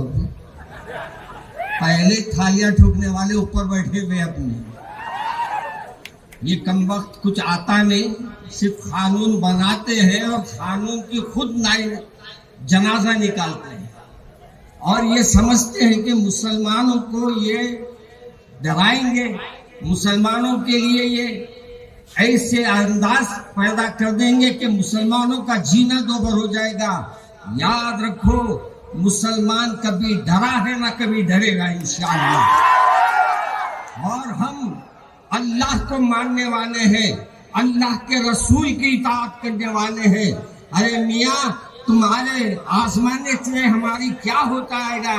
کیا ہمارا تم کیا کر لے سکیں گے؟ آج تم قوانین پہ قوانین لا رہے ہیں. کبھی کچھ قوانین لاتے ہیں، کبھی اپنے خواتین پہ بڑے مہربان ہو جاتے ہیں، کبھی ہماری زمینوں پہ مہربان ہو رہے ہیں. اصل نیت اچھی نہیں ہے. اگر تم نیت اچھی کر لیں گے تو انشاءاللہ ہمارے زمینوں کو بھی ہم حفاظت کر لیں گے، ہم اپنے ایمان کی بھی حفاظت کریں گے.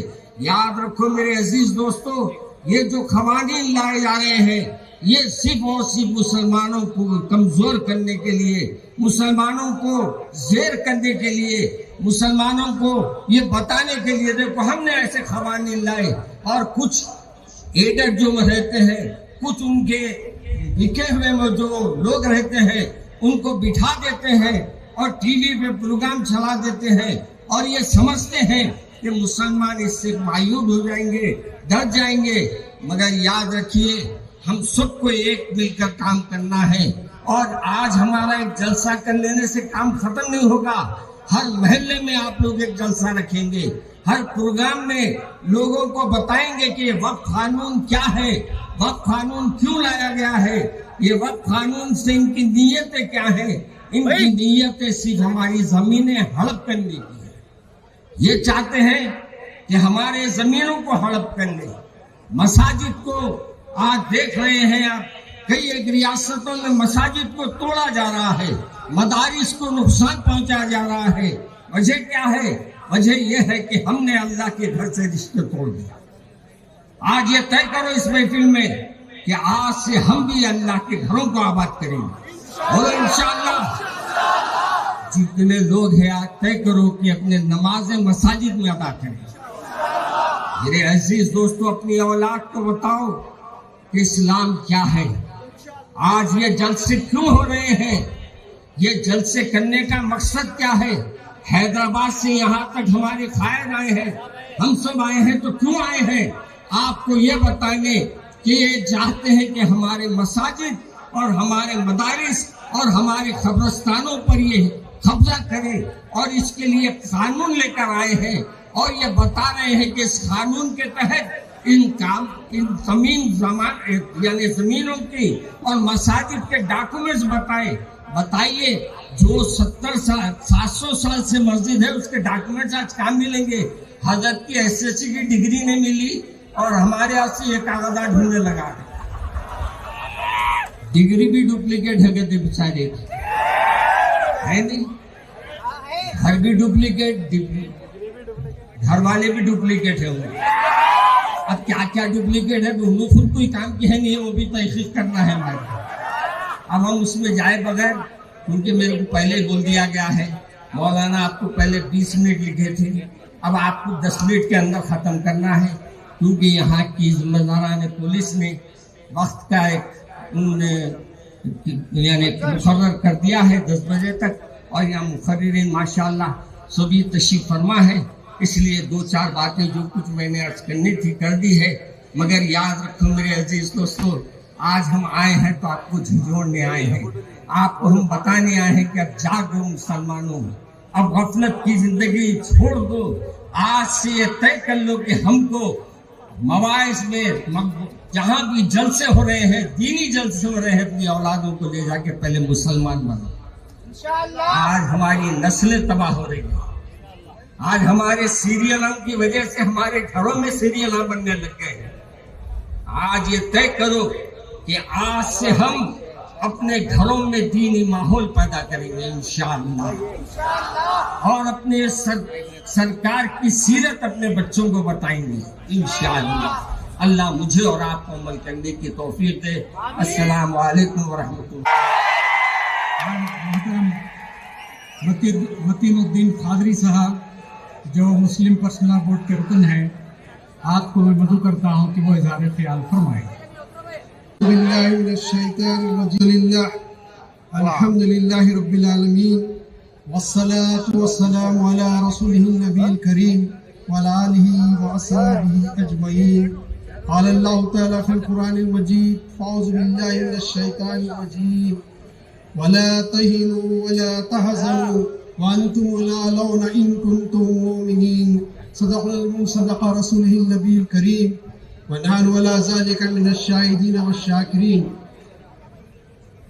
मोहतरम अली जनाब बैरिस्टर सदुद्दीन अवैसी साहब, MP हैदराबाद व सदर वली मजलिस इत्तेहादुल मुस्लिमीन व रुकन आमिल्ला all India Muslim personal board, मोहतरम मुफ्ती रियाज अहमद रशादी साहब, रुकन all India Muslim personal board, मोहतरम मौलाना हामिद मोहम्मद खान साहब, साबिक अमीर जमात इस्लामी तेलंगाना व आंध्रा व उड़ीसा, दीगर ज़ुमाए मौलाना इसामुद्दीन सानी जाफर पाशा साहब, अमीर मिल्लत इस्लामिया तेलंगाना व आंध्र प्रदेश, दीगर मुअज़्ज़िज़ीन हज़रात, बुजुर्गान मिल्लत, अजीज़ नौजवान साथियों, यकीनन यहाँ पर जिस जोश और जज्बे का नौजवान इज़हार कर रहे हैं वो काबिल क़दर है, लेकिन इस वक्त मसला बड़ा गंभीर और ख़तरनाक है।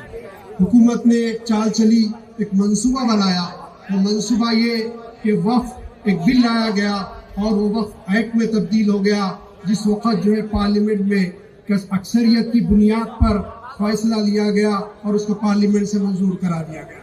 ये न सिर्फ हमारी शरीयत में मुदाखलत है, ये हमारे दीन में मुदाखलत है, बल्कि इसके साथ साथ ये हिंदुस्तान का जो दस्तूर है, जो यहाँ पर हमको आज़ादी देता है, आर्टिकल 14, 15, 25, 26, 28, 29, आर्टिकल 30 का वायलेशन है। और कोई भी कानून का जानने वाला इस कानून को पढ़ेगा, इसमें जो चीजें लाई गई है, जो लाइज रखे गए हैं, उसको पढ़ेगा तो कहेगा कि ये हिंदुस्तान में बुनियादी जो हुकूक दिए गए उसके खिलाफ है। हम उसी के खिलाफ उठ खड़े हैं। हम किसी हिंदू बिरादरान वतन के खिलाफ नहीं, किसी जमात के खिलाफ नहीं, हम उन लोगों के खिलाफ है जो इख्तिदार के नशे में चाहते हैं कि मुसलमानों से उनकी मसाजिद ले ली जाए, उनकी दरगाहें बुजुर्गान दीन की ले ली जाए, उनके मकाबिर को ले लिया जाए, उनके मदरसों को ले लिया जाए और फिर उनके कब्रस्तानों पर कब्जा कर लिया जाए और उसके तहत जायदाद पे कब्जा कर लिया जाए। ये उनके अज़्म व इरादे हैं। हम इसलिए निकले हैं, उलमा इकराम निकले हैं। आपको मालूम है all India Muslim personal law board के जो सदर होते हैं वो बड़े आलिम दीन होते हैं। मौलाना अबुल हसन अली नदवी साहब अलैहि रहमा रहे, फिर उसके बाद मौलाना मिजाज कासमी साहब रहे, फिर उसके बाद हम देखते हैं मौलाना राबी नदवी साहब रहे, और आज बोर्ड की सदारत फकीहुल असर मौलाना खालिद सैफुल्लाह रहमानी साहब के हाथों में। अज़ीज़ान गिरामी, लोग समझते हैं कि बोर्ड कमजोर है, लोग ये समझते हैं कि बोर्ड में ऐसे आलिम है जो मुकाबला नहीं कर सकते। एक इंटरव्यू लिया गया, उनसे पूछा गया आप क्या करना चाहते हैं, उन्होंने कहा कि हम इसके लिए आखिरी वक्त तक जद्दोजहद करेंगे, लेकिन हमारी जद्दोजहद, हमारी कोशिश, हमारा एहतजाज पुरअमन हिंदुस्तान के दिए हुए कानून दस्तूर के दायरे के अंदर रहेगा। और हम एहतजाज कर रहे हैं, हम एहतजाज करने निकले हैं। इज़्ज़ान गिरामी, ये तो सदर बोर्ड की बात थी। मैं आपको बताऊं तो ये समझते हैं कि यहाँ मुसलमानों को कमजोर करके जो है वो खुद मजबूत हो जाएंगे। आप सियासी तौर पे तो मजबूत हो सकते हैं, लेकिन याद रखिए कि आप मुल्क को कमजोर कर रहे हैं। मुसलमान कोई 1,00,000 2 लाख करोड़ 2 करोड़ मुसलमान नहीं है, हमारी तादाद 25 करोड़ के करीब है। अगर आप हमको कमजोर करेंगे तो हम इस मुल्क को कमजोर करेंगे। और बात करें कि ये कहते हैं कि पाकिस्तान से हमारा ताल्लुक है, पाकिस्तान से हमारा क्या लेना देना, हम उसी वक्त जिस वक्त पार्टीशन हुआ हमने फैसला किया, हमारे बुजुर्गों ने फैसला किया कि हम इस मुल्क में रहेंगे, उस वक्त ये भी फैसला किया गया इस मुल्क में रहेंगे तो हमारे ईमान के साथ रहेंगे, हमारे दीन इस्लाम के साथ रहेंगे, हमारी शरीयत के साथ रहेंगे, हमारी मसाजिद के साथ रहेंगे, हमारे मकाबिर बुजुर्गों के और दरगाहें और कब्रिस्तानों के साथ हम रहेंगे। इस बारे में हम कोई कंप्रोमाइज करने वाले नहीं। अगर आप डराते हैं तो किसी और को डराइए, ये वो कौम है जितना डराएंगे हम उतना लीडर होके आएंगे, जितना डराया जाएगा हम उतना आगे बढ़कर आएंगे। मैं आपको बताऊं, यकीनन कानूनी पहलू बहुत ज्यादा है। उससे कहा गया कि 10-15 मिनट खिताब करें। मैं जानता हूं कि आप कायदे कौम फ़कीह मिल्लत बैरिस्टर असदुद्दीन अवैसी साहब को सुनने के लिए बेचैन है।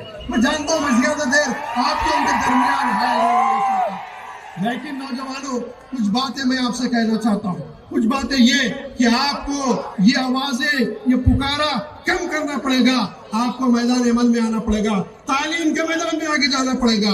जो दीन और दुनिया की तालीम हासिल नहीं करते वो सुरखरू नहीं होते।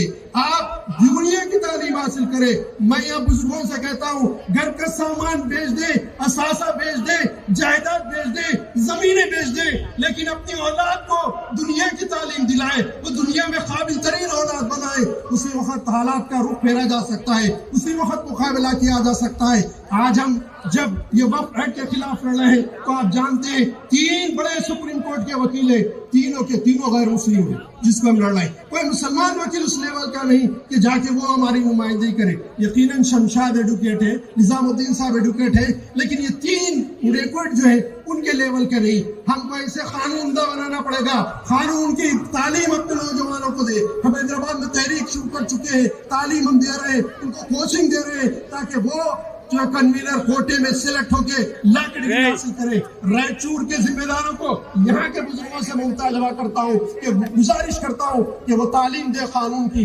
जब तक कानून की तालीम हासिल नहीं करेंगे, मैं आपको बताऊँ, राजेंद्र प्रसाद, जवाहरलाल नेहरू, महात्मा गांधी ये कानून के माहिर लोग थे जिन्होंने इस मुल्क को आजादी दिलाई। और भी बहुत सारे नाम है। अबुल कलाम आजाद साहब वो है जिन्होंने ITI का तस्वुर पेश किया। वो कायद था जिसने नेहरू से कहा कि ITI बनाना चाहिए। और जितने ITI से इंजीनियर्स निकलते हैं, आज हिंदुस्तान का परचम सारे ममालिक में बुलंद करते हैं।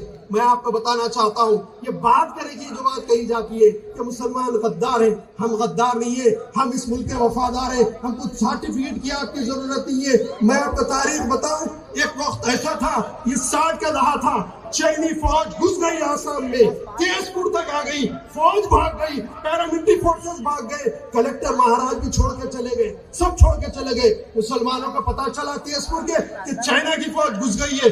घर में जो हथियार थे लेके निकला और मुकाबला किया। चाइना की फौज पे औरतों ने ऐसे पत्थर बरसाए कि चाइना की फौज को भागना पड़ा, उनकी सरहद में जाना पड़ा। छागला चीफ मिनिस्टर थे, तारीख उठा कर देखे, उन्होंने कहा हिंदुस्तान की लाज तेजपुर के मुसलमानों ने रख ली। ये हमारा किरदार है। हमारे किरदार पर शक व शुबा करने की कोशिश करते, बिला वजह की बातें कही जाती है। मैं बताऊं आपको, हवलदार अब्दुल हमीद ने क्या किया। टैंक घुस गए थे पाकिस्तान के, खुद ठहर गया और टैंकों का रुख मोड़ दिया और इस मुल्क की मोहब्बत में जाने शहादत पेश किया। ये मुसलमानों का किरदार है। मैं आपको बताऊं, ब्रिगेडियर उस्मान कौन थे यूपी के, उन्होंने कैसी कुर्बानी दी, पाकिस्तानी फौज के दांत खट्टे कर दिए। इज़ान गिरामी, कितनी तारीखी बातें बताऊं, कितनी तारीखें बताऊं आप, जिसके बारे में पूरे टीवी चैनल, मीडिया क्या भड़काओ भाईजान, भड़काओ भाईजान। अरे जब जरूरत पड़ी पाकिस्तान की बोलती बंद करने, वही जिसको भड़का भाईजान कहते थे, जो हमारा सियासी कायद है असदुद्दीन अवैसी साहब, जो उनके मुकाबले में बात कर सका, ऐसे दलाइल दिए, पाकिस्तान के मीडिया पर सन्नाटा छा गया, कोई जवाब देने के काबिल नहीं था। अब जहाँ तक इनकी सलाहियतों की बात है, मैं तारीफ करूंगा तो आप कहेंगे आपके शहर के MP है, आपके खास ताल्लुकात है, तारीफ कर रहे हैं। मैं अपने हवाले से बात नहीं करता। एक दौर आया, एक वक्त आया, 90 की बात है तकरीबन, वो 90 के बाद की बात, कि जो है अमेरिका का एम्बेसडर एक मामले में बात किया।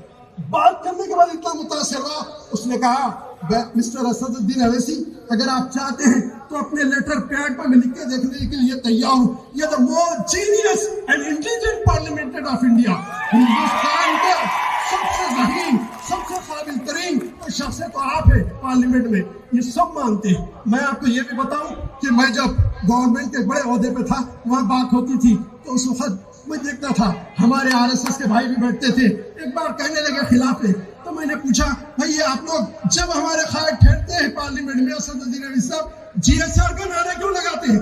तो वहाँ एक कम्युनिस्ट साहब थे, वो भी ऑफिस में लगा, डॉक्टर खादरी साहब I will give the answer, मैं इसका आंसर दूंगा। असल में असदुद्दीन अवैसी साहब इतने काबिल हैं कि इनके सवालों का ये जवाब नहीं दे सकते, ये स्टडी करके नहीं आते, इसलिए सुनते नहीं, इस किस्म के नारे लगाते हैं। ऐसी क़ियादत भी हमारे बोर्ड में है, सियासी क़ियादत भी है, मिली क़ियादत भी है। कैसे कैसे लोग हैं, ये उलमा इकराम है जो बैठे हैं, ये बड़ी बड़ी जमातों के जिम्मेदार हैं जो बैठे हैं, ये वाहिद बोर्ड है मुसलमानों का जो इत्तेहाद की अलामत है। अगर आप हमारी बात नहीं मानेंगे तो हम पीछा आपका छोड़ने वाले नहीं, हम पीछा छोड़ने वाले नहीं। हम जानते हैं आस्तीन के सांपों को, इन गद्दारों को जो हमारा दूध पीते हैं और किसी और पिघाते हैं, हम उनको भी जानते हैं। दूसरी बात ये, इनके बाद आपको एक ताकत बनना पड़ेगा, अपनी क़ियादत को आगे बढ़ाना पड़ेगा, दूसरों की क़ियादत पर तकिया करना छोड़ना पड़ेगा। लोग कहते थे ये बीजेपी की बी टीम है, असदुद्दीन साहब अरे आप तो बीजेपी के, अब बीजेपी वाले बी टीम हो गए, ये ए टीम हो गए। वो बीजेपी के लीडर पूरे बोले हम बात नहीं कर सकते जो बैरिस्टर असदुद्दीन अवैसी करते हैं। मैं आपसे कहना चाहता हूँ तैयार हो जाए, ईमान को मजबूत करे। अल्लाह ताला फरमाता है न गम करो न रंजीदा हो, तुम इस सरगुरु कर दिए जाओगे, लेकिन शर्त यह है कि तुम पक्के मोमिन बन जाओ। कोशिश करें, ईमान को जिला बख्शे, ईमान की चिंगारी को भड़काए, शोले जवारा बनाए, वो ईमान की ताकत होगी। तो 313 ने 1000 को शिकस्त दी थी, आप देखते 3000 हो गए, सारे आलम की ताकत, अरब की ताकत को शिकस्त दिए। 10,000 हो गए, सारे आलम जज़रतुल अरब पर छा गए। क्या मामला था?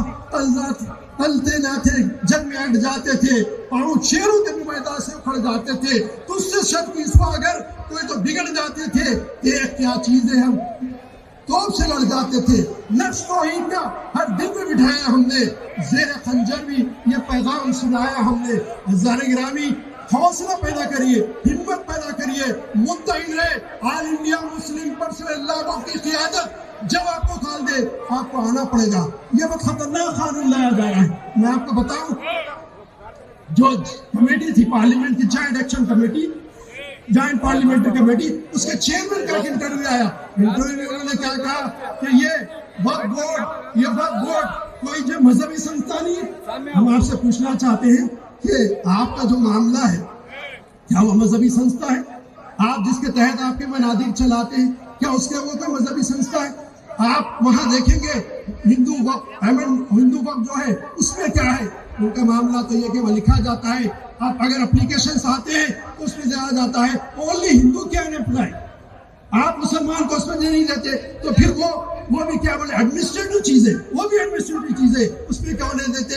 आपके देवस्थान बड़े बड़े हैं, क्या उसमें मुसलमानों को मेंबरशिप देंगे? आप वक्फ बोर्ड में क्यों चाहते हैं कि मिनिमम तो मुसलमान रहे, मैक्सिमम की कोई खैर नहीं, और ऑफिसर हमेशा मुसलमान हुआ करता है, लेकिन आप चाहते कि हिंदू ऑफिसर हो। हम ये नहीं कहते कि हमारे को किसी देवस्थान हमने मेंबर बनाया जाए, हम ये कहते हैं कि जब वहां ये है तो यहाँ भी ये, हर एक के साथ इंसाफ होना चाहिए।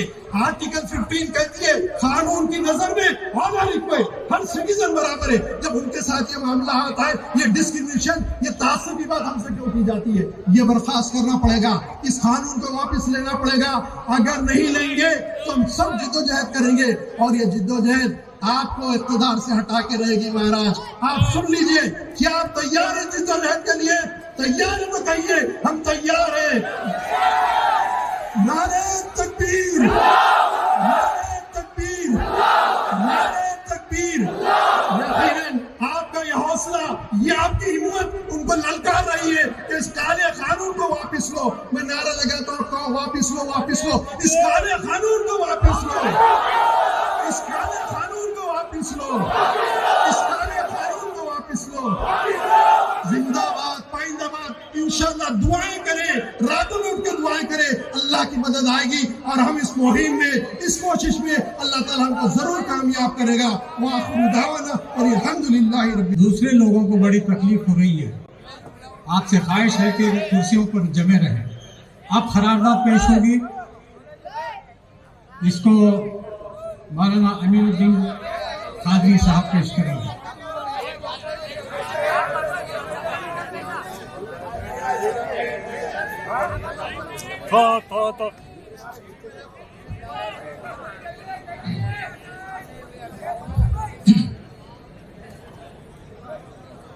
अस्सलामु अलैकुम व रहमतुल्लाहि व बरकातुहू।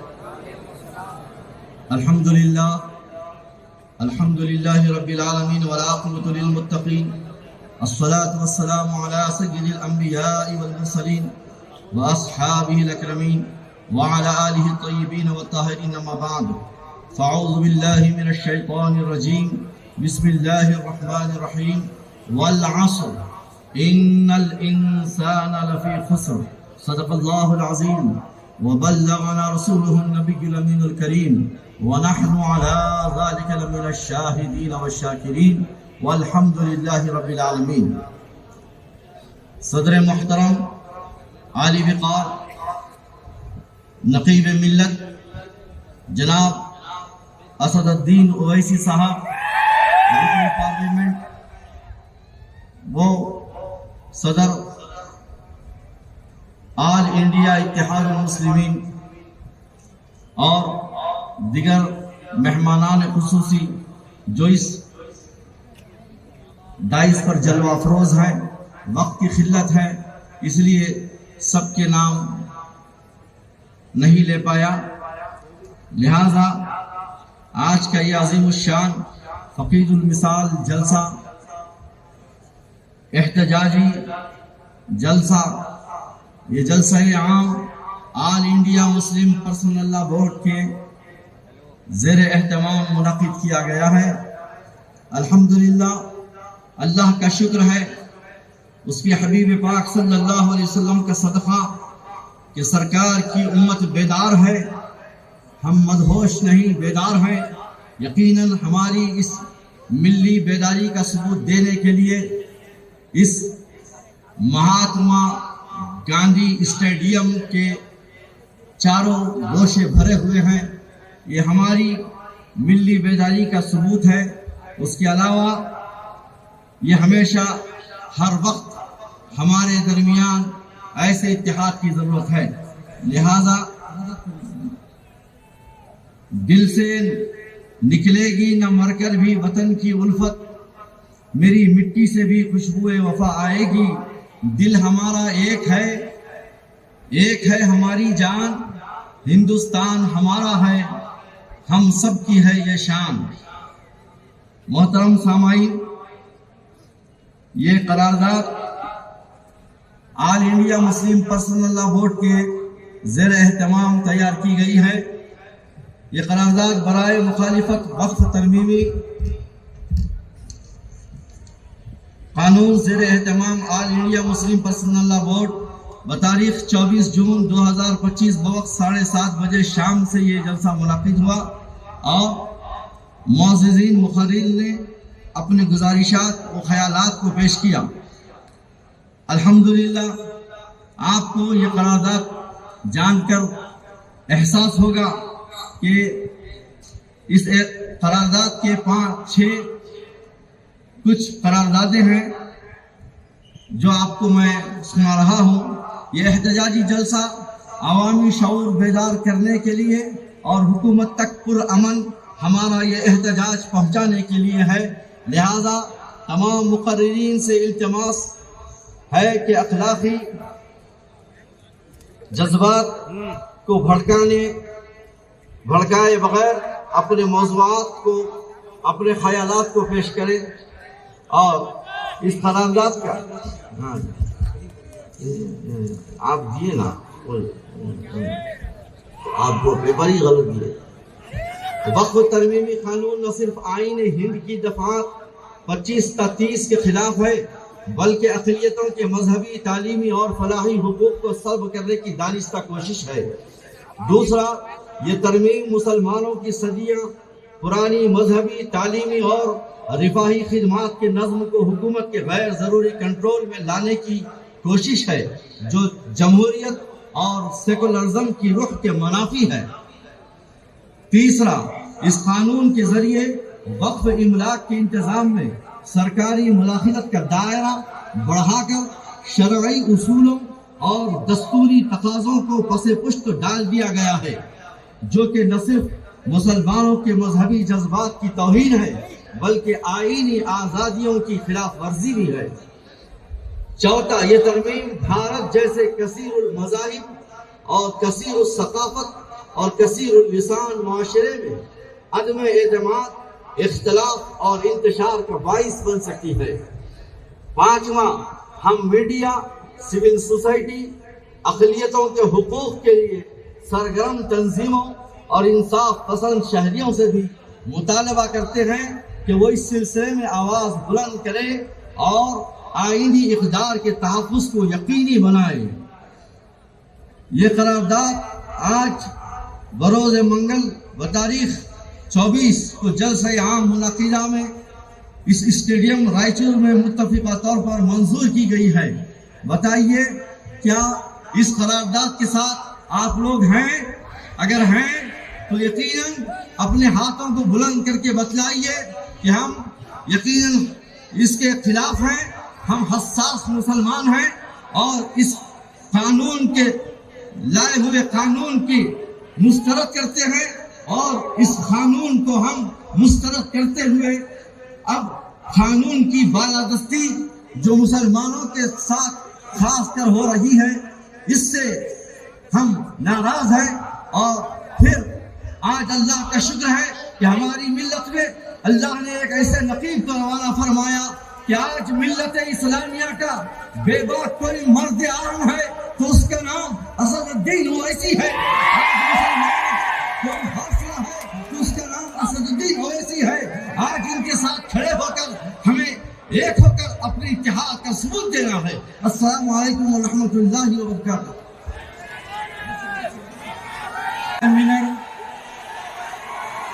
کو کنوینر جے کمیٹی اور ان کے ترجمان سے خواہش کرتا ہوں کہ وہ اظہار خیال فرمائیں۔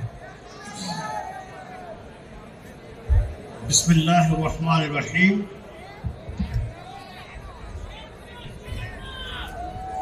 نحمدہ نصلی علی رسولہ الکریم وعلی آلہ واصحابہ اجمعین، اما بعد۔ دوستو، جب میں رائچور میں آ رہا تھا، مسجد منیر کے پاس میں عصر کی نماز کے وقت تھا تو بارش ہو رہی تھی، تو میں نے اپنے دوستوں سے کہا کہ شاید ہمارا یہ جلسہ بارش کی نظر ہو جائے گا، لیکن یہاں اتنی کثیر تعداد میں آپ حضرات کو دیکھتے ہوئے مجھے یاد آیا کہ آپ سب لوگ اس بات کا اظہار کر رہے ہیں، اب للکار رہے ہیں کہ سرفروشی کی تمنا اب ہمارے دل میں ہے۔ آپ سب لوگ یہ کہہ رہے ہیں اپنی حاضری کے ذریعے کہ سرفروشی کی تمنا اب ہمارے دل میں ہے، دیکھنا ہے زور کتنا بازوئے قاتل میں ہے۔ دوستو، بزرگوں،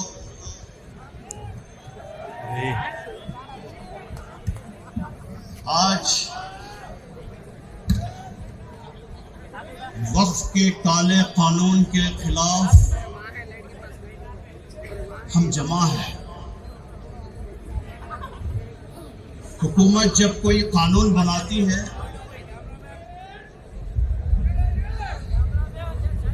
तो पहले से मौजूद कानून में अगर कोई खराबी है तो उसको दूर करने के लिए बनाती है।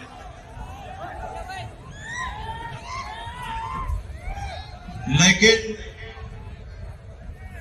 और फिर कानून में कोई तरमीम करने का मुतालबा किया जाए तो बनाती है। लेकिन सवाल ये पैदा होता है कि आपको कानून किसने बनाने के लिए कहा, किसके लिए बनाने के लिए कहा? कानून जिनके लिए बनाया जा रहा है, आपने उनसे पूछा, उनके स्टेक होल्डर से पूछा?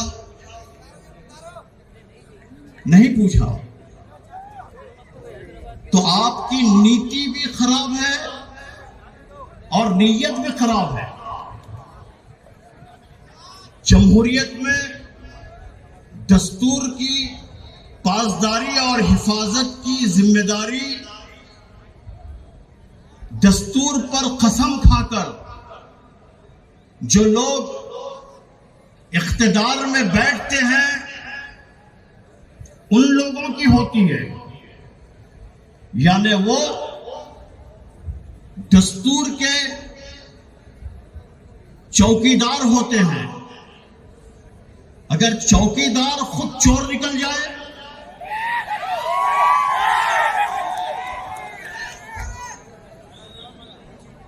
दस्तूर को बचाने के लिए हुकूमत बाड़ होती है, बाउंड्री जो खेत को बचाने के लिए लगाई जाती है।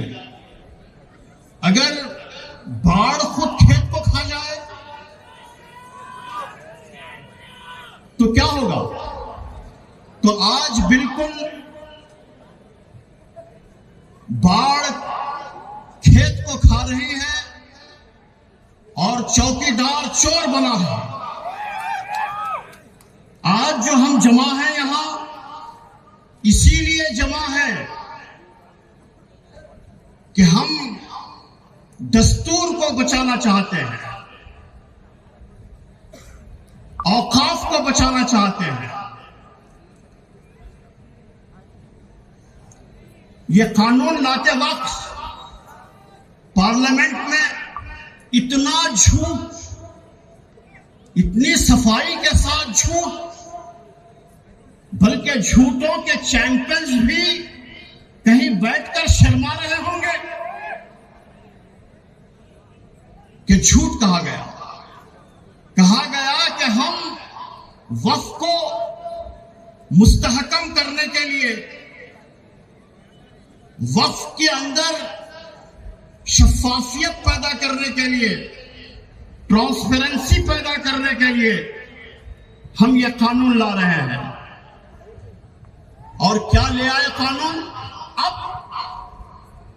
वक्फ बोर्ड के अंदर मेंबर्स, उनका इंतखाब नहीं होगा, बल्कि हुकूमत अपने प्यारों को रखेगी वहां। अब आप बताइए, ये वक्फ को तबाह करना है या वक्फ को मुस्तहकम करना है? ये जुल्म है। और आज जो हम जमा हैं जुल्म के खिलाफ आवाज उठाने के लिए, जुल्म के खिलाफ आवाज उठाना एक फिक्री अमल है। चींटी को भी अगर छेड़ा जाए, उसका रास्ता रोका जाए, तो चींटी भी मुजाहिमत करती है, रेसिस्ट करती है। अरे तुम हमको छेड़ोगे? हम किसी को छेड़ते नहीं, लेकिन अगर हम छेड़े तो छोड़ते नहीं।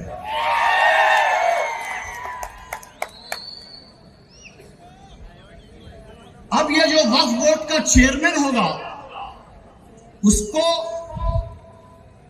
नॉन कॉन्फिडेंस मोशन लाकर वक्फ बोर्ड के पूरे मेंबर्स मिलकर भी हटा नहीं सकते। हुकूमत जब तक न हटाए, जबकि इस जमहूरियत में पीएम को हटाया जा सकता है, सीएम को हटाया जा सकता है, लेकिन वक्फ बोर्ड के चेयरमैन को नहीं हटाया जा सकता। अरे क्या प्यारे, कैसा कानून लाए प्यारे आप? वक्फ को बर्बाद करना है या वक्फ को मुस्तहकम करना है? आपने वक्फ ट्रिब्यूनल निकाल दिया।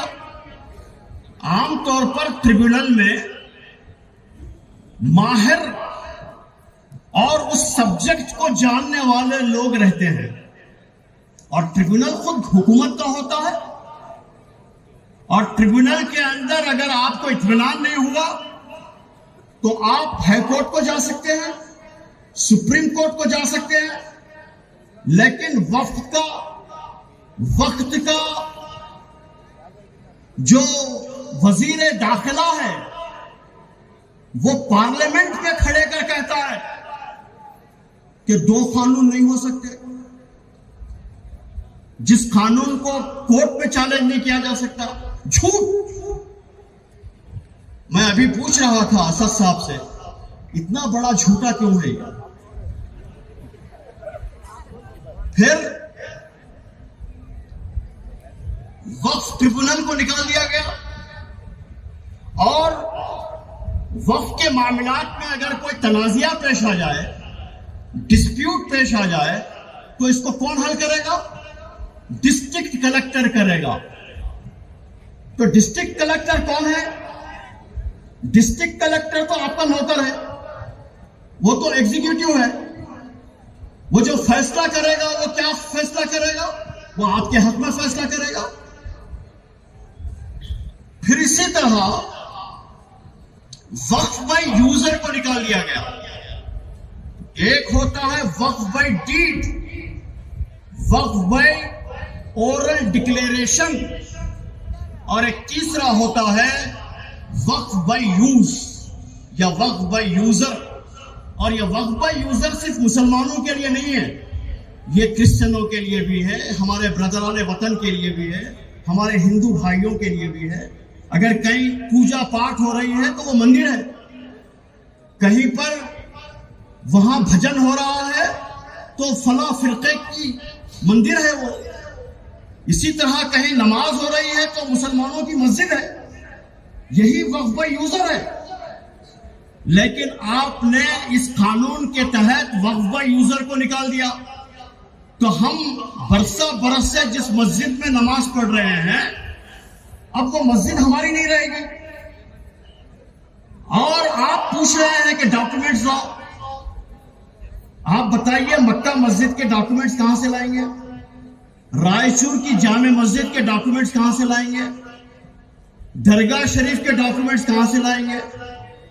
यानी आप वक्फ बाय यूजर को निकालकर वक्फ की जायदादों को हड़पना चाहते हैं। अब हमारी ईदगाहें नहीं रहेंगी, कब्रिस्तानें नहीं रहेंगी, मस्जिदें नहीं रहेंगी, दरगाहें नहीं रहेंगी। यह है जालिमाना कानून। इसलिए वक्त की अहम तरीन जरूरत है कि जालिमों के सामने खड़े हो जाए। फिर आपने लिमिटेशन एक्ट को निकाल दिया। 1995 वक्फ एक्ट के तहत लिमिटेशन एक्ट था। लिमिटेशन एक्ट क्या है? अगर मालूम हुआ कि एक जायदाद वो वक्फ की है और एक आदमी और उसका खानदान 100 साल से काबिज है, लैंड ग्रैबर है तो वो वक्फ की ही कहलाएगी। और वो डिस्प्यूट जब तक सॉल्व नहीं होगा अदालत के अंदर। लेकिन आपने लिमिटेशन एक्ट निकालकर क्या किया? 12 साल तक अगर कोई शख्स लैंड ग्राबर कब्जा किया हुआ है वक्फ की जमीन पर, तो अब उसका मालिक बन जाए। हम सब इस मुल्क में सदियों जिंदगी गुजारते आए हैं, اس دیش کے ذرے ذرے سے ہمیں محبت ہے. اس دیش کی خوبیوں کو، اس کی محبتوں کو قائم رکھنا ہم سب کا فریضہ ہے، اور اسی کے لیے ہمارے ملک میں جناب بابا صاحب امبیڈکر کی صدارت میں ایک سنویدھان بنایا گیا، جس میں یہاں کے ہندو، مسلم، سکھ، عیسائی، تعلیم یافتہ اور محب وطن لوگ شریک ہیں. اور اس میں کچھ اس طرح اس کو بنایا گیا کہ سارے لوگ ایک دوسرے کی محبت اور احترام کے ساتھ اس دیش میں زندگی گزار سکیں. ہر ایک کو اپنے مذہب کے معاملے میں آزادی ہو، اپنے مذہبی استھلوں کے بارے میں، اپنے دھارمک مقامات کے بارے میں وہ آزاد ہو. ہمارے ہندو بھائی مندروں میں اپنی عبادت کریں، ان کا انتظام کریں. سکھ بھائی گرودواروں میں عبادت کریں، اس کا انتظام ان کے ہاتھ میں ہو. مسلمان مسجدیں بنائیں اور اس کا انتظام کریں. یہ بالکل فطری بات ہے اور بالکل جنرل جسٹس کا تقاضا ہے. اسی جذبے کے ساتھ اس ملک میں تمام قومیں رہتی آئی ہیں اور محبت کا ماحول میں لوگوں نے زندگی گزاری ہے. لیکن افسوس کی بات ہے کہ یہ جو وقف قانون لایا گیا، جو 2024 میں بل کی حیثیت سے پیش کیا گیا اور 2025 میں تعداد کی قوت سے فائدہ اٹھاتے ہوئے زور زبردستی سے اس کو پاس کرایا گیا، یہ پوری طرح ہمارے سنویدھان کی روح کے خلاف ہے. اور مسلمانوں کے لیے تو یہ بہت ہی ناقابل قبول قانون ہے. اس قانون کی وجہ سے ہماری مسجدوں، ہمارے مدرسوں، ہمارے قبرستانوں، ہماری درگاہوں، ہمارے امام باڑوں، ہمارے رفاہی اداروں کا وجود خطرے میں پڑ جائے گا اور اس پر ناجائز قبضہ کا راستہ نکل آئے گا. اسی لیے آل انڈیا مسلم پرسنل لا بورڈ پوری قوت کے ساتھ اس کی مخالفت کر رہا ہے. اور نہ صرف مسلمان بلکہ اس ملک کے تمام مذہب کے ماننے والے انصاف پسند لوگ اور اس دیش سے محبت رکھنے والے لوگ اس قانون کو غلط قرار دے رہے ہیں، نامناسب قرار دے رہے ہیں. یہ اس قانون کا واپس لیا جانا ضروری ہے.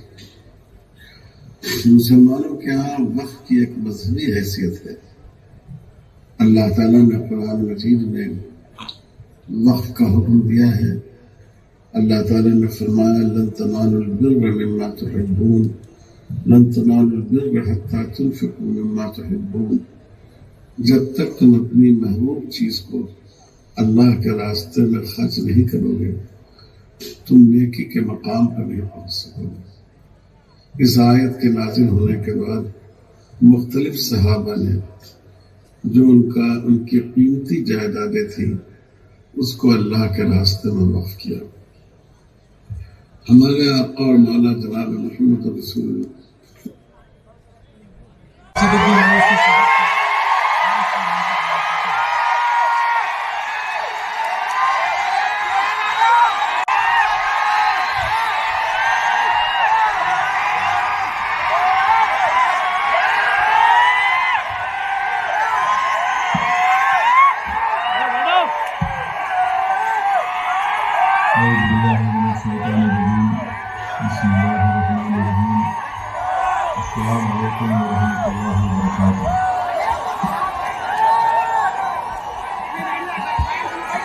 موجود حاضرین کرام، بزرگان اخوان اور ملت، मेरे गयूर नौजवान साथियों, नसीम तशरीफ फरमा मौला गयासुद्दीन रसादी साहब, मौला हिसामुद्दीन जाफर पाशा साहब, मौला मतीन खादरी साहब, मौला हामिद मोहम्मद खान साहब, डॉक्टर जनाब शेख सुंदर साहब और इंतजामिया कमेटी के तमाम अरकान,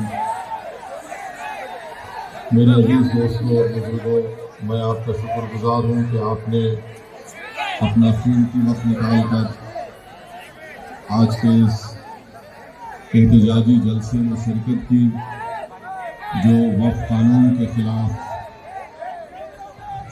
मुनक़्क़द किया जा रहा है। मेरे अजीज दोस्तों और बुजुर्गों, आप और हम जानते हैं कि आज बर्रे सगीर हो या बैनुल अक़वामी सतह पर उन हालात से आप वाकिफ हैं, क्योंकि वक्त हमारे पास बहुत कम है।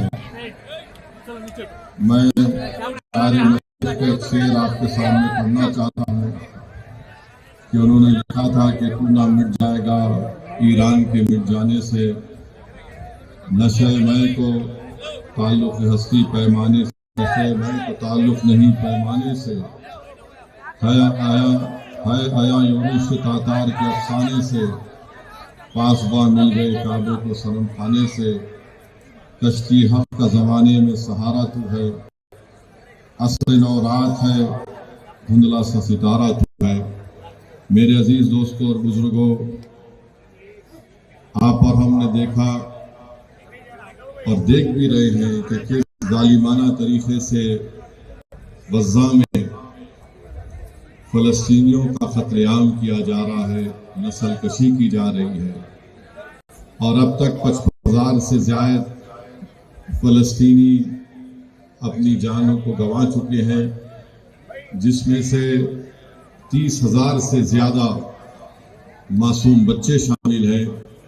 2 लाख फ़लस्तीनी मिसिंग हैं, यानी मिसिंग का मतलब यह है कि या तो वो जो बिल्डिंगें गिर चुकी हैं उसमें दबे हुए हैं या फिर वो मर चुके हैं।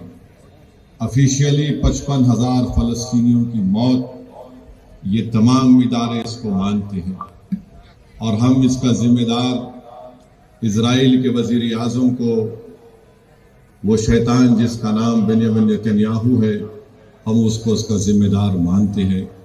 इंटरनेशनल क्रिमिनल कोर्ट और इंटरनेशनल कोर्ट ऑफ जस्टिस ने उसके खिलाफ एक वारंट को जारी किया और हम अल्लाह से दुआ करते हैं कि अल्लाह सुब्हाना व तआला इन फ़लस्तीनियों की मदद करे और जो लोग फ़लस्तीनियों की जानें ले रहे हैं, अल्लाह सुब्हाना व तआला उनको निस्फ़ नाबूद कर दे।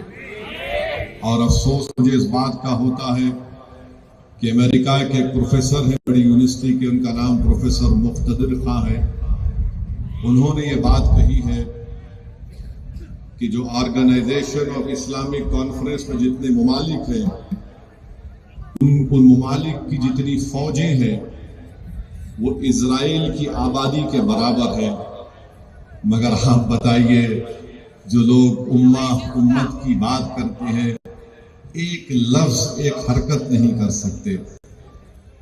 और ये समझ नहीं रहे हैं कि जो लोग मासूम लोग मर रहे हैं फ़लस्तीनी, उनको इसलिए मारा जा रहा है ताकि ये जो ज़ायनिस्ट लोग हैं वो बैतुल मुक़द्दस और मस्जिद अक़सा को नुकसान पहुंचाना चाहते हैं। हमने देखा कि हमारे मुल्क की पाकिस्तान से झड़प हुई तो तुर्किया और अजरबैजान पाकिस्तान की ताईद में खड़े हो गए खुलकर। हम अफसोस इस बात का है कि लोग खुलकर फ़लस्तीनियों के साथ नहीं खड़े हो सकते, ये खुलकर इजराइल की मुखालिफत नहीं कर सकते नाम लेकर। आप बताइए फिर कौन रोकेगा इनको? इंशाअल्लाह ताला अल्लाह सुब्हाना व तआला इन जालिमों के इनके जुल्म से रोकेगा और दुनिया देखेगी कि जिस तरह आज इन फ़लस्तीनियों को मारा और कुचला जा रहा है, अल्लाह इन फ़लस्तीनियों को इन जालिमों पर गालिब करेगा, अल्लाह इन फ़लस्तीनियों को इन मुनाफिकीन पर गालिब करेगा جو لوگ طاقت کے بلبوتے پر آج ظلم کر رہے ہیں، اللہ سبحانہ و تعالیٰ ان کو کمزور کر کے رکھ دے گا۔ آپ کی ہماری یہ کوشش ہونی چاہیے کہ ہم ہر وقت اپنی دعاؤں میں ان فلسطینیوں کو یاد رکھیں، ان کے لیے دعا کرتے رہیں، مسجد اقصی اور بیت المقدس کی بازیابی کے لیے دعا کرتے رہیں۔ اور آج اس رائچور کے اس گراؤنڈ سے ہم غزہ کے فلسطینیوں کو پیغام دینا چاہ رہے ہیں کہ دنیا تمہارا نام لینے سے ڈرتی ہے، مگر رائچور کے غیور عوام، ان کے دلوں میں جو آج کلمہ دھڑکتا ہے، ہم اس بنیاد پر ان فلسطینیوں کو ایک پیغام دے رہے ہیں کہ ہم آپ کے ساتھ ہیں۔ ہم آپ کے لیے ہاتھ اٹھا اٹھا کر دعائیں کر رہے ہیں، اور ہم اللہ سے دعا کرتے ہیں کہ اللہ اس ظالم جہنم کے کتے بنیامین نتنیاہو کو اللہ تعالیٰ نصف و نابود کر دے اور ان فلسطینیوں کو اس ظلم سے آزادی دلوائے۔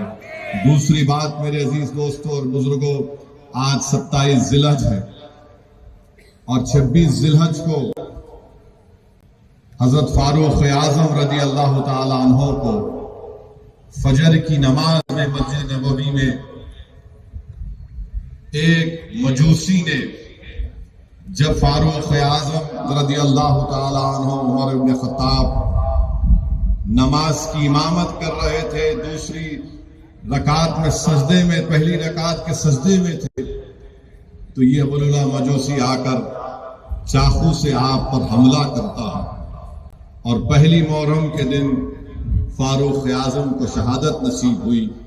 میرے عزیز دوستوں اور بزرگوں، ہم اولیاء اللہ کو یاد کرتے ہیں، مگر یاد رکھیے اسلام جو ہم کو اور آپ کو ملا ہے اور صبح قیامت تک ہماری نسلوں کو ملے گا، وہ رسول اللہ صلی اللہ علیہ وسلم کے اس توحید کے پیغام سے اور آقا دو عالم صلی اللہ علیہ وسلم کی سنت کے ذریعے ہم کو ملا۔ وہ دین ہم کو ملا ان خلفائے راشدین کی محنتوں کی وجہ سے، جس میں فاروق اعظم کی شہادت ہے، عثمان ذو النورین کی شہادت ہے، حضرت علی کی شہادت ہے۔ یہ دین ہم کو ملا تو حنین سے ملا، یہ دین ہم کو ملا تو احد کے میدان سے ملا، یہ دین ہم کو ملا تو کربلا کے شہداؤں سے ملا، یہ دین تم کو اور ہم کو ملا تو امام حسین اور اہل بیت کی شہادت سے ملا۔ تو فاروق اعظم کو یاد رکھنا، اور لقب فاروق اعظم کس نے دیا؟ اللہ کے رسول صلی اللہ علیہ وسلم نے دیا، اور اس وقت فاروق اعظم نے دین کو قبول کیا جب دارالارقم میں بہت کم لوگ اسلام کو قبول کیے تھے۔ فاروق اعظم نے جب رسول اللہ صلی اللہ علیہ وسلم کے سامنے آ کر کہا کہ اشہد ان لا الہ الا اللہ و اشہد ان محمد رسول اللہ، تو اللہ کے رسول صلی اللہ علیہ وسلم نے ان کو لقب دیا فاروق اعظم۔ اور کون فاروق اعظم؟ نوجوانوں یاد رکھو، فاروق اعظم وہ ہے جس کو اللہ کے رسول صلی اللہ علیہ وسلم نے فرمایا کہ اگر اللہ میرے بعد کسی کو نبی بھیجاتا تو فاروق اعظم ہوتے، مگر میں آخری نبی ہوں، میرے بعد کوئی نبی اور رسول نہیں ہوگا۔ اللہ کے رسول صلی اللہ علیہ وسلم نے فرمایا کہ حضرت جبریل اگر 950 سال میرے فاروق کی عظمت کو بیان کریں گے تو کم پڑ جائیں گے۔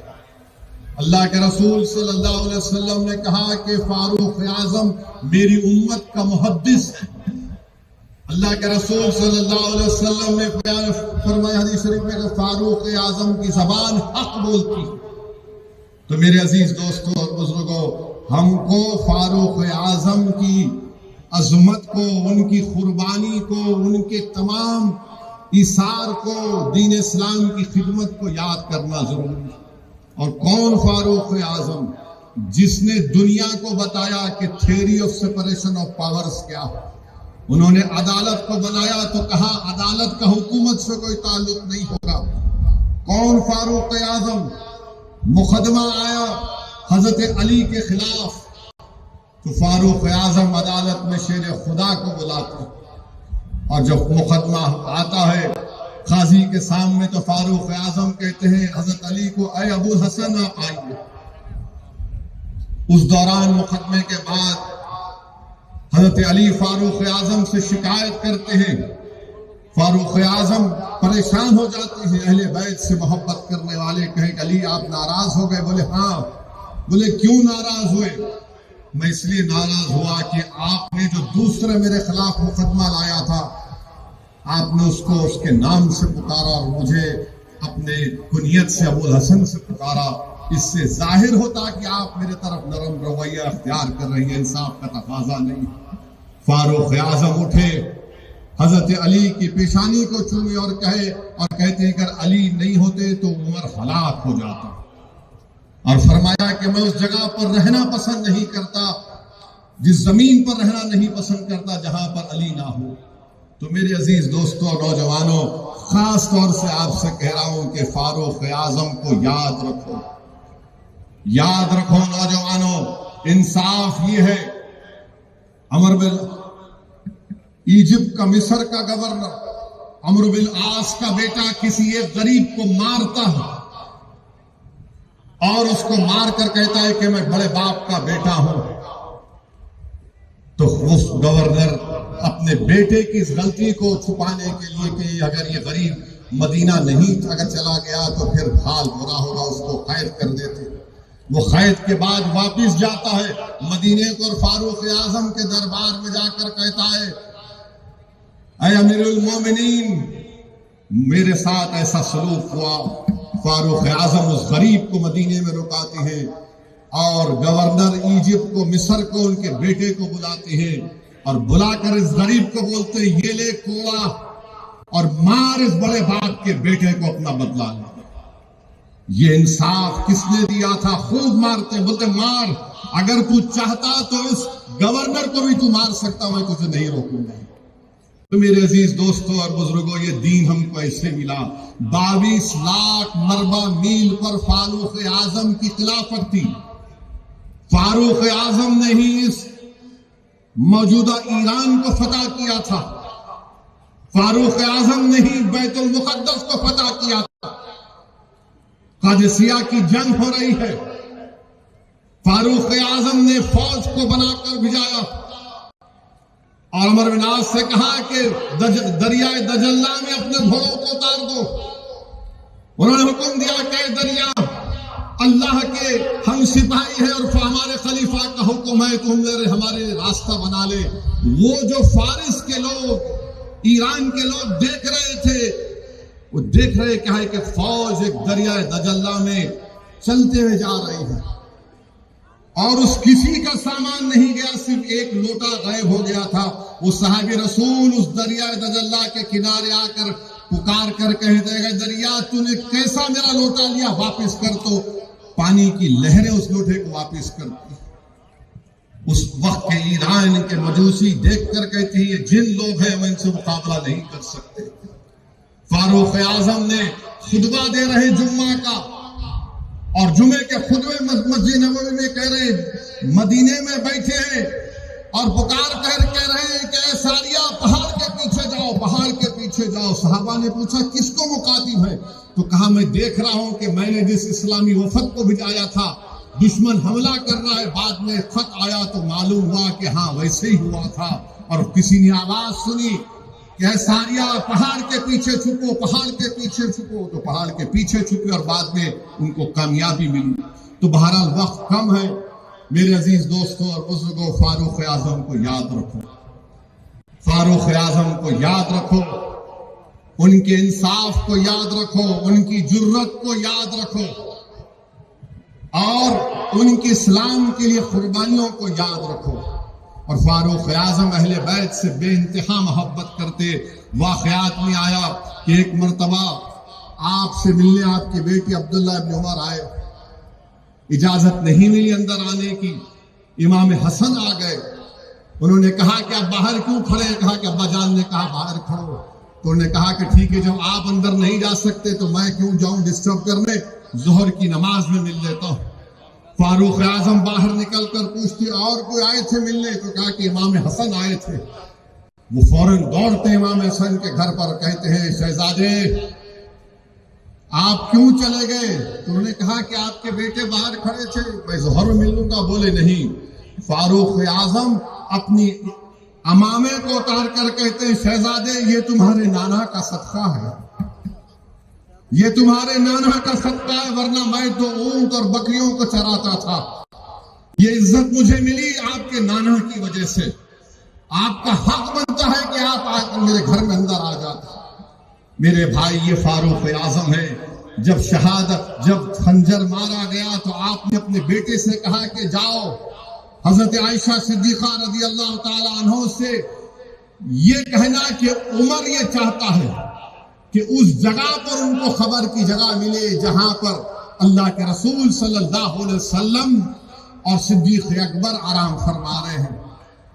امیر المومنین نہیں کہنا کیونکہ میں اس دنیا سے جانے والا ہوں. ان پر دباؤ مت ڈالنا. بی بی عائشہ صدیقہ پر صرف کہنا اگر وہ راضی ہو گئی. حضرت عائشہ صدیقہ رضی اللہ تعالیٰ عنہ بے انتہا روتی ہے اور کہتی ہے کہ جگہ میں اپنے لیے پسند کی تھی مگر میں فاروق اعظم کو دیتی ہوں. واپس جا کر عبداللہ ابن عمر کہتے ہیں کہ ہاں منظوری دے دی. میں کہا کہ میرے جنازے کو لے کر جانا پھر ان سے پوچھنا، شاید وہ جذبات میں ہوگی. میرے بھائی یہ فاروق اعظم تلوار لے کر نکلے تھے نعوذ باللہ کہ رسول اللہ صلی اللہ علیہ وسلم پر حملہ کروں گا، مگر آج وہ رسول اللہ صلی اللہ علیہ وسلم کے بازو میں آرام فرما رہے ہیں. تو نوجوانوں اگر دین کو غلبہ حاصل کرنا ہے، اسلام کو کامیاب کرنا ہے تو تم اور ہم فاروق اعظم کی قربانیوں کو نہیں بھول سکتے.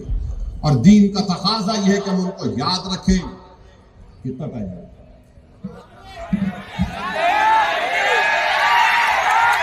4 منٹ. تو اس قانون کے اوپر صرف یہی بولنا ہے.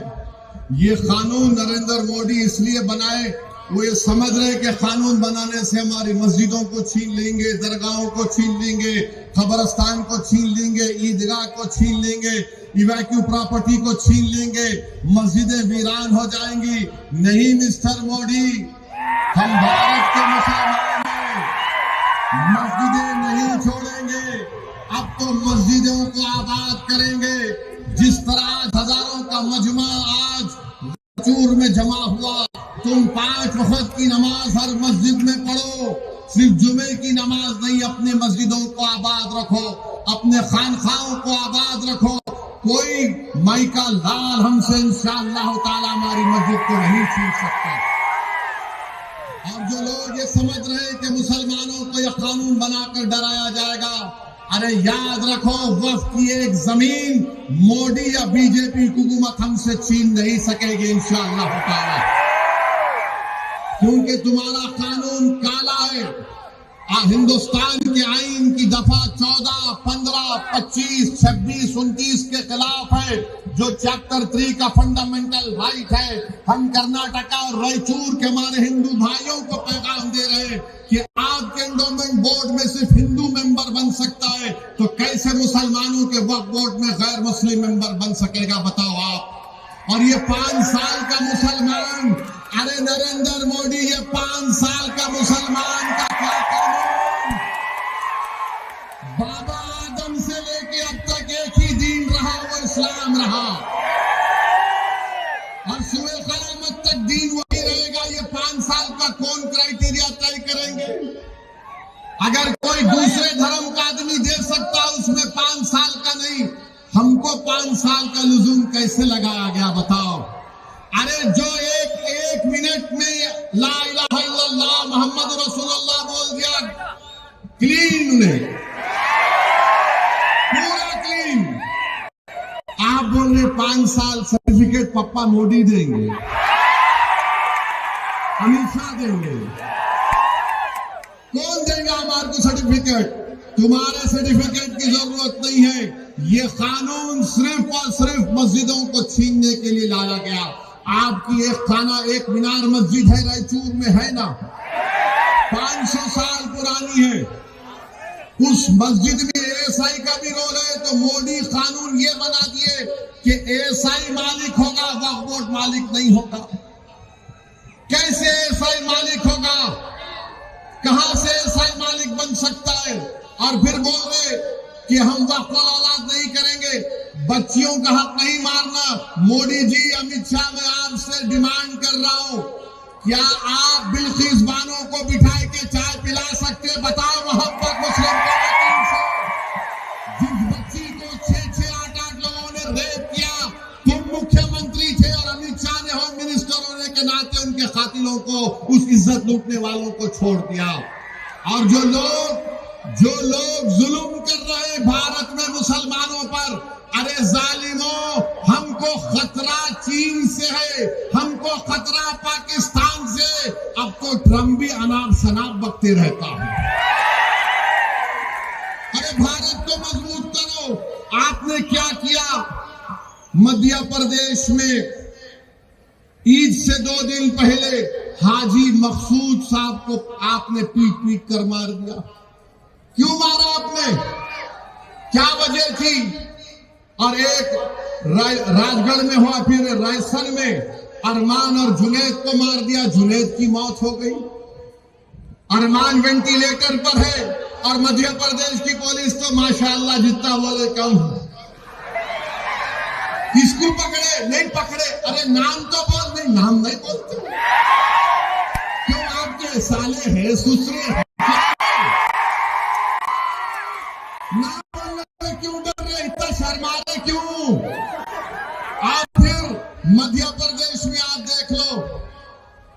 मध्य प्रदेश में 2017 में बजरंग दल के ध्रुव को पकड़ा गया, 16 अरेस्ट हुए।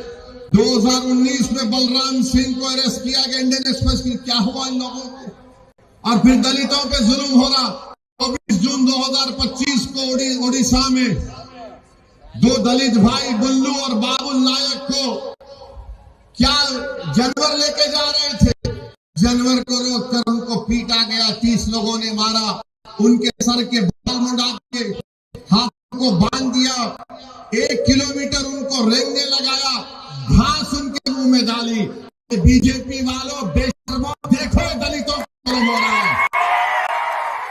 ये तुम जुल्म कर रहे हो। तो जाओ ना, चीन को भगाओ जो हमारी 2000 स्क्वायर किलोमीटर जमीन पर कब्जा कर